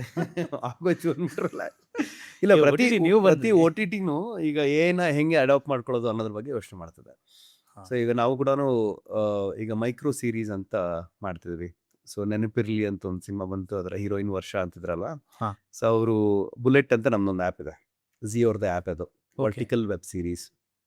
Vertical web series. ಹೌದು, ಮೈಕ್ರೋ ಸೀರೀಸ್ ಅಂತ ಕರಿತೀವಿ. ಸೊ ಇದು ಚೈನಾದಲ್ಲಿ ಶುರುವಾಗಿದ್ದು. ನಿಮ್ಮ ಮೊಬೈಲ್ ಫೋನ್ ಹೆಂಗೆ ವರ್ಟಿಕಲ್ ಡಿವೈಸ್ ಇದೆ, ಎಲ್ಲ ರೀಲ್ ಫಾರ್ಮ್ಯಾಟ್ಸ್. ರೀಲ್ ಫಾರ್ಮ್ಯಾಟ್ನೆಲ್ಲ ಇರುತ್ತೆ. ಬಟ್ ನಿಮಗೆ ಕಂಟಿನ್ಯೂಸ್ ಆಗಿ 60 ಎಪಿಸೋಡ್ ಇರುತ್ತೆ. ಈ ಸ್ವೈಪ್ ಮಾಡಿದ್ರೆ ನೆಕ್ಸ್ಟ್ ಎಪಿಸೋಡ್ ಸಿಗುತ್ತೆ, ಸ್ವೈಪ್ ಮಾಡಿದ್ರೆ ನೆಕ್ಸ್ಟ್ ಎಪಿಸೋಡ್ ಸಿಗುತ್ತೆ. Continuous story, but everything is short vertical. So ಇದು ಮೈಕ್ರೋ ಸೀರೀಸ್ ಅನ್ನೋ ಕೆಟಗರಿ. ಇದು ಪ್ರಪಂಚದಲ್ಲಿ ತುಂಬಾ ದೊಡ್ಡದಾಗಿ ಬೆಳೀತಾ ಇದೆ. ಜಿ ಸಂಸ್ಥೆ ಕೂಡ ಬುಲೆಟ್ ಅಂತ ಒಂದು ಆ್ಯಪ್ ಮೇಲೆ ಇನ್ವೆಸ್ಟ್ ಮಾಡಿದೆ. ಅಂಡ್ ಈ ಆ್ಯಪಿಗೆ ನಮ್ಮ ಕನ್ನಡದವರು ವರ್ಷ is the national head for content. So ಸುಮಾರು ಪ್ರಯತ್ನಗಳು ಕನ್ನಡದಲ್ಲಿ ನಾವು ಮಾಡಿರುವಂಥದ್ದು ವರ್ಕ್ ಆಗಿದೆ, ಬೆಳೀತಿದೆ ಇದು ಆ್ಯಕ್ಚುಲಿ. ಸುಮಾರು ಜನ ಪ್ರೊಡ್ಯೂಸರ್ಸ್ ಈಗ ಲಾಸ್ಟ್ ಇಯರ್ ನಾವು ಇದನ್ನು ಶುರು ಮಾಡಿದಾಗ ಇದೇನಿದು, ಯಾರು ನೋಡ್ತಾರೆ, ಹೆಂಗಿದೆ ಇದು ಅಂತೆಲ್ಲ ಮಾತಾಡ್ತಿದ್ರು. ಈ 1 ವರ್ಷದಲ್ಲಿ ಅವ್ರಿಗೂ ಗೊತ್ತಾಗಿದೆ, ಇಲ್ಲ ಇದು ನೆಕ್ಸ್ಟ್ ಬೆಳೀತಾ ಇದೆ, ದೊಡ್ಡದಾಗುತ್ತೆ. ಆ್ಯಂಡ್ ಅಕ್ಕಪಕ್ಕ ಇರೋ ಎಲ್ಲ ಸಂಸ್ಥೆಗಳು ಕೂಡ ಇದ್ರ ಮೇಲೆ ಇನ್ವೆಸ್ಟ್ ಮಾಡ್ತಿದ್ದಾರೆ. ಸೊ ಇದೊಂದು ಹೊಸ ಫಾರ್ಮ್ಯಾಟ್. ನೋಡಿ ಹಿಂಗೆ ತುಂಬಾ ಅಡ್ವಾನ್ಸ್ಡ್ ಆಗಿ ಏನೇನೋ ಬರ್ತಿದೆ. ಸೊ ಇದರಲ್ಲಿ ಈಗ ನಾವು AI ರಿಲೇಟೆಡ್ ಏನಾದ್ರು ಮಾಡ್ಬೋದಾ ಅಂತ ನೋಡ್ತಾ ಇದೀವಿ. ಅಂಡ್ ಎಕ್ಸಾಂಪಲ್ ಈಗ ರೀಸೆಂಟ್ ಆಗಿ ರಾಕ್ಷಸ ಅಂತ ಒಂದು ವೆಬ್ ಸೀರೀಸ್ ಮಾಡಿದ್ವಿ. ಅದ್ರಲ್ಲಿ 4 ಶಾರ್ಟ್ AI ನಲ್ಲಿ ಜನರೇಟ್ ಮಾಡಿರೋದು, ನೀವು ನೋಡಿದ್ರೆ ಗೊತ್ತೇ ಆಗಲ್ಲ ಅದರಲ್ಲಿ. ಸೊ ಹಾಗೆ ನಮ್ಗೆ ಎಲ್ಲೆಲ್ಲಿ ಅದು ಉಪಯೋಗಕ್ಕೆ ಬರುತ್ತೆ ಅಲ್ಲೆಲ್ಲ ಕೂಡ ಅದನ್ನ ಮಾಡ್ತಾ ಹೋಗ್ತಾ ಇದೀವಿ. ಅದ್ರ ಜೊತೆಗೆ ಒಂದು ಕುತೂಹಲ ಇತ್ತು, ಏನು ಅಂದ್ರೆ ಈಗ ನಾವು ನೆಟ್ಫ್ಲಿಕ್ಸು ಇದರಲ್ಲೆಲ್ಲ ನೋಡ್ತೀವಿ, ಬೇರೆ ಬೇರೆ ಬೇರೆ ಬೇರೆ ಜೋನರ್ಸ್ ಇದಾವೆ. ತುಂಬಾ ಕಾಮಿಡಿ ಬಂತು, ಹಾರರ್ ಬಂತು, ಇನ್ನು ಏನೇನೋ ಬರ್ತವೆ. ಈ ಕನ್ನಡ ಅಂತ ಬಂದಾಗ ಕನ್ನಡ Just start ಆಗಿದೆ. ಅಷ್ಟು ಜಸ್ಟ್ ಸ್ಟಾರ್ಟ್ ಆಗಿದೆ. ಅಂದ್ರೆ ನೀವು ಹೇಳ್ತಿರೋದು ವಾಲ್ಯೂಮ್ ಗೇಮ್ ಅದು. ಅಂದ್ರೆ ಎಷ್ಟೋ ವರ್ಷಗಳಿಂದ ಅವ್ರು ಎಷ್ಟೋ ಕಾಂಟೆಂಟ್ ನ ತುಂಬಿಸಿರೋದ್ರಿಂದ ಅದನ್ನ ಕ್ಯಾಟಗರೀಸ್ ಮಾಡೋದಕ್ಕೆ ಈಸಿ ಆಗಿದೆ. ಈಗ ನಾವು ಜಸ್ಟ್ ಜರ್ನಿ ಶುರು ಮಾಡೋದಕ್ಕೆ ಏನು ಇವಾಗ ನಾವು ಮಾಡಿರೋಂಥದ್ದು 4 ಸೀರೀಸ್ ಅಷ್ಟೇ. ಬಟ್ 4 ಸೀರೀಸ್ ಪ್ರಪಂಚ ನಿಂತೋಗಲ್ಲ, ಜಸ್ಟ್ ಸ್ಟಾರ್ಟ್ ಅಷ್ಟೇ. ಸೊ ಇವಾಗ ನಾವು ಲಾಸ್ಟ್ ಇಯರ್ 4 ಸೀರೀಸ್ ಮಾಡಿದ್ವಿ, ಈ ವರ್ಷ 16 ಮಾಡ್ತಿದ್ದೀವಿ. ಸೊ ಆಲ್ರೆಡಿ 1 ಇಯರ್ನಲ್ಲಿ ಅದು 4 ಟೈಮ್ಸ್ ಆಗಿದೆ. ನೆಕ್ಸ್ಟ್ ಇಯರ್ನಲ್ಲಿ ಇನ್ನೂ ಜಾಸ್ತಿ ಆಗುತ್ತೆ. ಇನ್ನೂ 4-5 ಸಂಸ್ಥೆಗಳೆಲ್ಲ ಒಟ್ಟಿಗೆ ಬಂದಾಗ ಇನ್ನೂ ಜಾಸ್ತಿ ಆಗುತ್ತೆ. ಪ್ರತಿ OTT ನಲ್ಲೂ ಕೂಡ ಇಟ್ಸ್ ಆಲ್ವೇಸ್ ವಾಲ್ಯೂಮ್. ಪ್ರತಿ ತಿಂಗಳು ನಿಮ್ಗೆ ಏನು ಕೊಡಲಿ. ಈ ಕನ್ನಡ ಆಡಿಯನ್ಸ್ ರೆಸ್ಪಾನ್ಸು ಹಾಗೆ ಇದೆಯಾ? ಚೆನ್ನಾಗಿರೋದಕ್ಕೆ ತಾನೇ ಬೆಳಿತಿರೋದು. ಅಲ್ಲಿ ನೀವು ಬಿಸ್ನೆಸ್ ಬಗ್ಗೆ ಮಾತಾಡ್ತೀರಾ. ಬಿಸ್ನೆಸ್ ಇಲ್ಲ ಅಂದ್ರೆ ಯಾರು ಅದನ್ನ ಸಡನ್ ಆಗಿ ಇನ್ಕ್ರೀಸ್ ಮಾಡ್ತಾರೆ? ಸೊ ಆಡಿಯನ್ಸ್ ಇದ್ದಾರೆ, ಪೊಟೆನ್ಷಿಯಲ್ ಇದೆ, ಕನ್ನಡಕ್ಕೆ ಮಾರ್ಕೆಟ್ ಇದೆ. ಅದೇ ರೀಸನ್ಗೆ ಇದನ್ನ ಇನ್ನೂ ದೊಡ್ಡದು ಮಾಡೋಣ ಅಂತ ಹೊರಟಿದ್ವಿ. ಸೊ ಜನರು ಕೂಡ ಇದನ್ನೊಂದು ಕರಿಯರ್ ಅಂತ ಆಪ್ಟ್ ಮಾಡ್ಕೋಬಹುದು, ಕಾಂಟೆಂಟ್ OTT. ಅಫ್ಕೋರ್ಸ್. ಸಿ ಏನಾಗುತ್ತೆ, ಈಗ ಯೂಟ್ಯೂಬಲ್ಲಿ ಎಷ್ಟೋ ಜನ ಕಾಂಟೆಂಟ್ ಮಾಡ್ತಿದ್ದಾರೆ. ಸೊ ಎಷ್ಟು ವರ್ಷ ಮಾಡ್ತೀರಾ ಅದನ್ನ? ಎಲ್ಲರಿಗೂ ಏನು ಕನಸು, ಒಂದಿನ ನಾನು ಡೈರೆಕ್ಟರ್ ಆಗಬೇಕು, ಒಂದಿನ ನಾನು ಸಿನಿಮಾ ಮಾಡಬೇಕು. ಹಾಗೇನೆ ನಿಮ್ಮ ಲಿಸ್ಟಲ್ಲಿ ನಾನು ಒಂದು ವೆಬ್ ಸೀರೀಸ್ ಮಾಡ್ತೀನಿ ಅನ್ನೋದನ್ನು ಬರ್ಕೊಳ್ಳಿ. ಸೊ ಪ್ರತಿ ವರ್ಷ ಒಂದೊಂದು ವೆಬ್ ಸೀರೀಸ್ ಪ್ರೊಡ್ಯೂಸ್ ಮಾಡೋಷ್ಟು ಪ್ರತಿ ಸಂಸ್ಥೆನೂ ಬೆಳೆದ್ರೆ ನಮ್ಮಲ್ಲಿ ನಂಬರ್ ಆಫ್ ಕಾಂಟೆಂಟ್ ಜಾಸ್ತಿ ಆಗುತ್ತೆ. ಮೊದಲು ಅದಕ್ಕೆ ವ್ಯಾಲ್ಯೂ ಇರಲಿಲ್ಲ, ಇವತ್ತು ಅದಕ್ಕೆ ಒಂದು OTT ಪ್ಲ್ಯಾಟ್ಫಾರ್ಮ್ ಇರೋದ್ರಿಂದ ಒಂದು ವೆಬ್ ಸೀರೀಸ್ಗೆ ಒಂದು ವ್ಯಾಲ್ಯೂಷನ್ ಇದೆ, ಒಂದು ಕತೆಗೆ ಒಂದು ವ್ಯಾಲ್ಯೂಷನ್ ಇದೆ. ಆ್ಯಂಡ್ ಪ್ರತಿ ರೈಟರ್ ಕೂಡ ನಿಮ್ಮಲ್ಲಿರೋ ಕತೆಗಳನ್ನ, ಓಕೆ ನನಗೆ ಈ ಥಾಟ್ ಇದೆ, ಇದನ್ನು ಸಿನಿಮಾ ಮಾಡಿದ್ರೆ ಹಿಂಗಿರುತ್ತೆ, ಬಟ್ ಇದನ್ನೇ ನಾನು ವೆಬ್ ಸೀರೀಸ್ ಮಾಡಿದ್ರೆ ಏನು ಮಾಡಲಿ. ಫಸ್ಟ್ ಅದಕ್ಕೆ ವೆಬ್ ಸೀರೀಸ್ ಅಂದರೆ ಏನು, ಓಕೆ ಎಪಿಸೋಡಿಗೆ ಕೊಡಬೇಕು, ಎಪಿಸೋಡ್ನಲ್ಲಿ ಏನು ವರ್ಕ್ ಆಗುತ್ತೆ, ಯಾಕೆ ಇದನ್ನು ಜನ ನೋಡ್ತಾರೆ, ಫಸ್ಟ್ ಎಪಿಸೋಡ್ ನೋಡಿದ್ರೆ ಸೆಕೆಂಡ್ ಎಪಿಸೋಡ್ ಯಾಕೆ ಹೋಗಲೇಬೇಕು, ಆ ಥರದ್ದು ಏನಿದೆ ಇದರಲ್ಲಿ, ಅದಕ್ಕೊಂದು ಸೈನ್ಸ್ ಇದೆ. ಇದನ್ನೆಲ್ಲ ಅಪ್ಡೇಟ್ ಆಗಿ ನಿಂತಿರೋದು. ಫೈನಲ್ ಜನ ಏನ್ ಕೇಳ್ತಾರೆ, ನಾನು ಇಲ್ಲಿ ಕೆಲಸ ಮಾಡೋದು ಸಂಬಳ ಕೊಡ್ತಾರೆ, ನಾನು ಕರೆಕ್ಟ್ ಆಗಿ ಚೆನ್ನಾಗಿ ಕೊಡ್ತಾರ ಅಂತ. ಅದು ಈಸಿ, ಪೇ ಚೆನ್ನಾಗಿದೆ, ಎಲ್ಲಿಗೆ ಹೋದ್ರು ಅದು ಕೊಡ್ತಾರೆ ಅವರು. ಚೆನ್ನಾಗಿ ಕೊಡ್ತಾರ ಅಂತ ಕೇಳಿ ಎಲ್ಲಿಗೆ ಹೋದ್ರು ಕೊಡ್ತಾರೆ. ಇವಾಗ ಅಲ್ಲಿರೋ ಕನ್ಸ್ಟ್ರಕ್ಷನ್ ನಡೀತಿದೆ, ಅಲ್ಲಿ ಹೋಗ್ಬಿಟ್ಟು ನಾನು ಇಟ್ಟಿಗೆ ಮೇಲೆ ಎಸಿದ್ರು ಕೂಡ ಒಂದು ಸಂಬಳ ಕೊಡ್ತಾನೆ. ಬಟ್ ಅದೇನ ಲೈಫ್, ಏರು ಹುಡುಕ್ತಾ ಇದ್ದೀರಾ, ಅದ್ರ ಮೇಲೆ ಹೋಗುತ್ತೆ. ಸೊ OTT ಅಂತ ಹೇಳಿದ್ರೆ ಯಾಕೆ OTT, ನೀವು ಯಾಕೆ OTT ಬಗ್ಗೆ ಯೋಚನೆ ಮಾಡ್ತೀರಾ, ಸಡನ್ ಯಾಕೆ AI ಬಗ್ಗೆ ಯೋಚನೆ ಮಾಡ್ತಾ ಇದ್ದೀರಾ? ಬಿಕಾಸ್ ನಿಮ್ಮ ಒಳಗಡೆ ಏನೋ ಡ್ರೈವ್ ಮಾಡೋದಿದೆ ಅಲ್ವಾ. ನೀವು ಯಾವುದೋ ಕ್ಯಾಟಗರಿನಲ್ಲಿ ಎಷ್ಟೋ ಕೆಲಸ ಇದೆ, ಅದೆಲ್ಲ ಬಿಟ್ಬಿಟ್ಟು ಯಾಕೆ ಇಲ್ಲಿ ಕೂತಿದ್ದೀವಿ, ಯಾಕೆ ಎಂಟರ್ಟೈನ್ಮೆಂಟಲ್ಲಿ ಇದ್ದೀವಿ. ಸೊ ನಮ್ಮನ್ನೇನೋ ಡ್ರೈವ್ ಮಾಡ್ತದೆ, ನಮ್ಗೇನೋ ಒಂದು ಎನರ್ಜಿ ಕೊಡ್ತದೆ. ಸೊ ಇಲ್ಲಿ ನಾನೇನು ಮಾಡ್ಲಿಕ್ಕೆ ಸಾಧ್ಯ, ಇನ್ನೂ ಏನು ಮಾಡ್ಲಿಕ್ಕೆ ಸಾಧ್ಯ, ಇದು ನೆಕ್ಸ್ಟ್ 5 years 10 years ಎಲ್ಲಿಗೆ ಕರ್ಕೊಂಡು ಹೋಗುತ್ತೆ ಅಂದರೆ ಪರ್ಸ್ನಲ್ ಆಗಿ. ಕರೆಕ್ಟ್. ಎಲ್ಲರೂ ಮದುವೆ ಆಗ್ತಾರೆ, ಮಕ್ಕಳಾಗ್ತಾರೆ, ಕಮಿಟ್ಮೆಂಟ್ ಆಗುತ್ತೆ, ಕಮಿಟ್ಮೆಂಟ್ಸ್ ಬೆಳಿತಾನೆ ಇದ್ದೇ ಇರುತ್ತೆ. ಅದು ಆ್ಯಕ್ಚುಲಿ ಅದು one part of life. As a career ಅಂತ ತಗೊಂಡಾಗ ಇದು ಎಲ್ಲಿಗೆ ಬೆಳೀತಿದೆ. ಸೊ ನೆಕ್ಸ್ಟ್ 10 ವರ್ಷ ನಾನು ಹೆಂಗೆ ಸರ್ವೈವ್ ಆಗಲಿ. ನಾನೀಗ ಇಲ್ಲಿದ್ದೀನಿ, 5 ವರ್ಷ ಬಿಟ್ಟು, ಯೂಶುವಲ್ ಕ್ವಶನ್ ಅಲ್ವಾ, where do U see your self next 5 years ಅಂತ. ಸೊ ಈಗ ನೆಕ್ಸ್ಟ್ 5 ವರ್ಷ ಬಿಟ್ಟು ಎಲ್ಲಿ ನೋಡ್ತೀರಾ ನಿಮ್ಮನ್ನು ನೀವು, ಅಲ್ಲಿ ಹೋಗ್ಲಿಕ್ಕೆ ಏನು ಬೇಕು ಪಾತು, ಹಂಗೆ ಹುಡ್ಕೊಂಡೋದ್ರೆ ಒಳ್ಳೇದು. ಥ್ಯಾಂಕ್ ಯು ಸರ್, ಇಷ್ಟೊತ್ತು ನಮ್ಮ ಜೊತೆ ಜಾಯಿನ್ ಆಗಿದ್ದಕ್ಕೆ, ತಮ್ಮ ಕರಿಯರ್ನ ಬಗ್ಗೆ ಮಾತಾಡಿದ್ದಕ್ಕೆ, ಜೊತೆಗೆ ಇನ್ನೂ ಕಂಟೆಂಟ್ನಲ್ಲಿ ತಮ್ಮ ಕರಿಯರ್ ಬಿಲ್ಡ್ ಮಾಡಬೇಕು ಅಂತ ಯಾರೆಲ್ಲ ಇದ್ದಾರೋ ಅವ್ರನ್ನ ಇನ್ಸ್ಪೈರ್ ಮಾಡಿದ್ದಕ್ಕೆ thank you so much sir. So ಇದಾಗಿತ್ತು ಇವತ್ತಿನ ಮನಿ ಗೈಡ್. ಸೊ ಇದೇ ಥರದ ಇನ್ನಷ್ಟು ಸ್ಪೆಷಲ್ ಮತ್ತು ಇಂಟ್ರೆಸ್ಟಿಂಗ್ ಆದಂತಹ ಕಂಟೆಂಟ್ಗಳಿಗಾಗಿ ಗ್ರೋ ಕನ್ನಡ ಫಾಲೋ ಮಾಡೋದನ್ನು ಮರಿಬೇಡಿ.